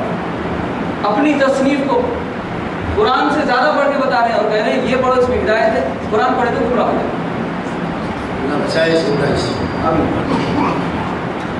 دانے اور گٹھلی کو پھاڑنے والا اللہ ہے، وہی زندہ کو مردہ سے نکالتا ہے اور وہی مردہ کو زندہ سے خارج کرنے والا ہے. یہ سارے کام کرنے والا تو اللہ ہے. پھر تم کدھر بہہ کے چلے جا رہے ہو؟ پردہ شب کو چاک کر کے وہی صبح نکالتا ہے. اسی نے رات کو سکون کا وقت بنایا ہے. اسی نے چاند اور سورج کے طلوع و غروب کا حساب مقرر کیا ہے. یہ سب اسی زبردست قدرت اور علم رکھنے والے کے ٹھہرائے ہوئے اندازے ہیں. اور وہی ہے جس نے تمہارے لیے تاروں کو صحرا اور سمندر کی تاریکیوں میں راستہ معلوم کرنے کا ذریعہ بنایا. دیکھو ہم نے نشانیاں کھول کر بیان کر دی ہیں ان لوگوں کے لیے جو علم رکھتے ہیں. اور وہی ہے جس نے ایک جان سے تم کو پیدا کیا، پھر ہر ایک کے لیے ایک جائے قرار ہے اور ایک اس کے سونپے جانے کی جگہ. یہ نشانیاں ہم نے واضح کر دی ہیں ان لوگوں کے لیے جو سمجھ بوجھ رکھتے ہیں. اور وہی ہے جس نے آسمانوں سے پانی برسایا، پھر اس کے ذریعے سے ہر قسم کی نباتات اگائی، پھر اس سے ہرے بھرے کھیت اور درخت پیدا کیے، پھر ان سے تہہ برتہ چڑھے ہوئے دانے نکالے اور کھجور کے شگوفوں سے پھلوں کے گچھے پیدا کیے جو فوج کے مارے جھکے پڑتے ہیں. اور انگور، زیتون اور انار کے باغ لگائے جن کے پھل ایک دوسرے سے ملتے جلتے ہیں. اور پھر ہر ایک کی خصوصیات جدا جدا بھی ہیں. یہ درخت جب پھلتے ہیں تو ان میں پھل آنے اور پھر ان کے پکنے کی کیفیت ذرا اور کی نظر سے دیکھو. ان چیزوں میں نشانیاں ہیں ان لوگوں کے لیے جو ایمان لاتے ہیں. اس پر بھی لوگوں نے جنوں کو اللہ کا شریک ٹھہرا دیا حالانکہ وہ ان کا خالق ہے، اور بے جانے بوجھے اس کے لیے بیٹے اور بیٹیاں تصدیق کر دی حالانکہ وہ پاک اور بالا تر ہے ان باتوں سے جو یہ لوگ کہتے ہیں. وہ تو آسمانوں اور زمین کا موجود ہے، اس کا کوئی بیٹا کیسے ہو سکتا ہے جبکہ کوئی اس کی شریک زندگی ہی نہیں ہے. اس نے ہر چیز کو پیدا کیا ہے اور وہ ہر چیز کا علم رکھتا ہے. یہ ہے اللہ تمہارا رب، کوئی خدا اس کے سوا نہیں ہے، ہر چیز کا خالق. لہذا تم اسی کی بندگی کرو اور وہ ہر چیز کا کفیل ہے. نگاہیں اس کو نہیں پا سکتی اور وہ نگاہوں کو پا لیتا ہے. وہ نہایت باریک بین اور باخبر ہے. دیکھو تمہارے پاس تمہارے رب کی طرف سے بصیرت کی روشنی آ گئی ہے. اب جو بینائی سے کام لے گا اپنا ہی بھلا کرے گا اور جو اندھا بنے گا خود نقصان اٹھائے گا. میں تم پر کوئی پاسبان نہیں ہوں. اس طرح ہم اپنی آیات کو بار بار مختلف طریقوں سے بیان کرتے ہیں اور اس لیے کرتے ہیں کہ یہ لوگ کہیں تم کسی سے بڑھ آئے ہو، اور جو لوگ علم رکھتے ہیں ان پر ہم حقیقت کو روشن کر دیں. اے نبی صلی اللہ علیہ وسلم اس وحی کی پیروی کیے جاؤ جو تم پر تمہارے رب کی طرف سے نازل ہوئی ہے، کیونکہ اس ایک رب کے سوا کوئی اور خدا نہیں ہے. اور ان مشرکین کے پیچھے نہ پڑو. اگر اللہ کی مشیت ہوتی تو وہ خود ایسا بندوبست کر سکتا تھا کہ یہ لوگ شرک نہ کرتے. تم کو ہم نے ان پر پاسبان مقرر نہیں کیا ہے اور نہ تم ان پر حوالہ دار ہو. اور اے مسلمانوں، یہ لوگ اللہ کے سوا جن کو پکارتے ہیں انہیں گالیاں نہ دو، کہیں ایسا نہ ہو کہ یہ شرک سے آگے بڑھ کر جہالت کی بنا پر اللہ کو گالیاں دینے لگے. ہم نے تو اس طرح ہر گروہ کے لیے اس کے عمل کو خوشنما بنا دیا ہے، پھر انہیں اپنے رب ہی کی طرف پلٹ کرانا ہے. اس وقت انہیں بتا دے گا کہ وہ کیا کرتے رہے ہیں. یہ لوگ کڑی قسمیں کھا کر کہتے ہیں کہ اگر کوئی نشانی یعنی معجزہ ہمارے سامنے آ جائے تو ہم اس پر ایمان لے آئیں گے. اے نبی ان سے کہو کہ نشانیاں تو اللہ کے اختیار میں ہیں، اور تمہیں کیسے سمجھایا جائے کہ اگر نشانیاں آ بھی جائیں تو یہ ایمان لانے والے نہیں. ہم اسی طرح ان کے دلوں اور نگاہوں کو پھیر رہے ہیں جس طرح یہ پہلی مرتبہ اس کتاب پر ایمان نہیں لائے تھے. ہم انہیں ان کی سرکشی ہی میں بھٹکنے کے لیے چھوڑ دیتے ہیں. الحمدللہ یہاں پہ 7واں پارہ مکمل ہو گیا. انشاءاللہ 8ویں پارے کا ترجمہ کل سنیں گے. ایک آپ کے سامنے اعلان کرنا ہے. وہ اعلان یہ ہے کہ آپ کے سید آباد محلے میں جامعۃ البنات نام کا ایک لڑکیوں کا مدرسہ ہے جس میں تقریباً 24 سال پہلے قائم ہوا. حیدرآباد کا لڑکیوں کا پہلا مدرسہ ہے. اس کے بعد اب تقریباً 20-25 مدرسے تو اس کے بعد تقریباً 20-25 لڑکیوں کے مدرسے قائم ہو رہا ہے. آج ہمارے شہر کی اور بڑے شہروں کی صورتحال یہ ہے کہ لڑکیاں کالج میں پڑھ رہی ہیں تو اپنے دین، ایمان، عزت آبرو بھی ختم کر رہے ہیں. غیروں سے شادیاں کر رہے ہیں، غیروں سے عاشقی کر رہے ہیں.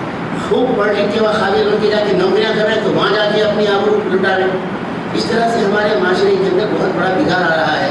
ایسے بگاڑ کو روکنے کے لیے لڑکیوں کو دینی تعلیم سے آراستہ کرنا تاکہ وہ جب شادی ہو کے جائیں تو ایسا خاندان بسائیں جو ان کی گود میں بچے پیدا ہوں، کھیلیں تو سچے مسلمان ہوں. اور بڑے ہوں تو دین کے داعی اور اسلام کے مجاہد بنے. ایسے لڑکیوں کو تیار کرنا معاشرے کی سخت ضرورت ہے اس وقت. اسی کام کو پورا کرنے کے لیے ایک مدرسہ قائم ہوا جو چل رہا ہے، ذاتی عمارت کی ہے. یہ مدینہ میڈیکل کے سامنے گلی میں ہے، یہ اے اسکول کی گلی میں. اس مدرسے کی کمیٹی کو ہم لوگ یہاں بیٹھے ہوئے اس وقت. تو وہ مدرسہ 35 لاکھ روپئے سالانہ بجٹ ہے اور 6 بسیں اس کے چلتی ہیں. ٹولی چوکی سے لے کے ادھر امبر پیٹ سے لے کے ادھر پہاڑی شریف سے لے کے کئی جگہوں سے بنجر علی سے بچیوں کو لایا جاتا ہے، پھر ان کے گھر تک چھوڑا جاتا ہے. 80% بچیاں اس میں فیس نہیں دیتے، 80% بچیاں اس میں بس کے پیسے نہیں دیتے. یہ سب آپ جیسے لوگوں سے لیے ہوئے زکوٰۃ صدقات اعانت سے پورے ہوتے ہیں.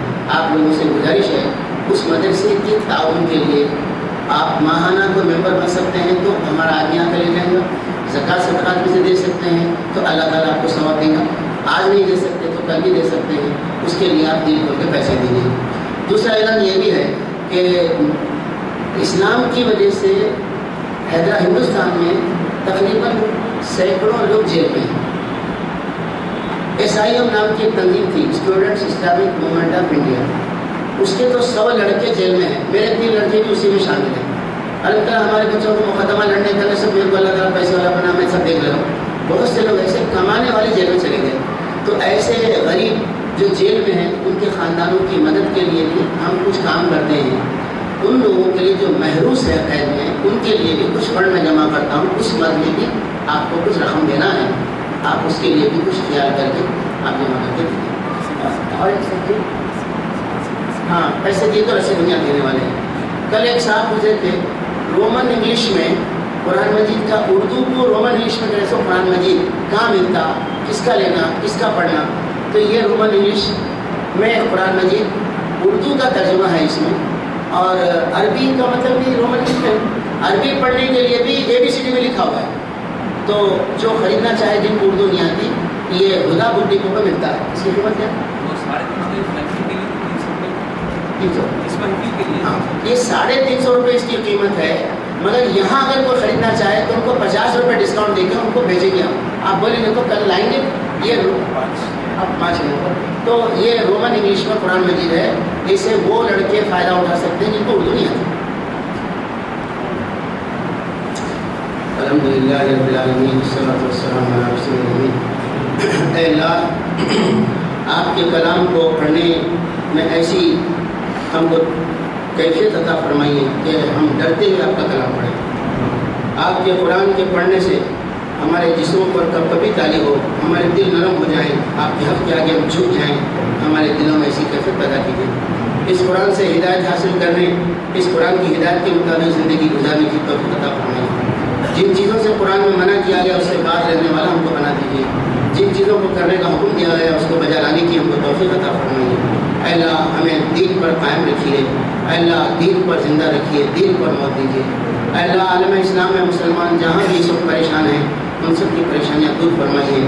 خاص طور پر برما اور آسام، فلسطین، کشمیر، افغانستان اور سیریا، ملک شام، اس جگہ جو مسلمان پریشان ہیں ان کی پریشانیاں دور فرمائیے. ان کی جان، مال، عزت، آبرو کی حفاظت فرمائیے.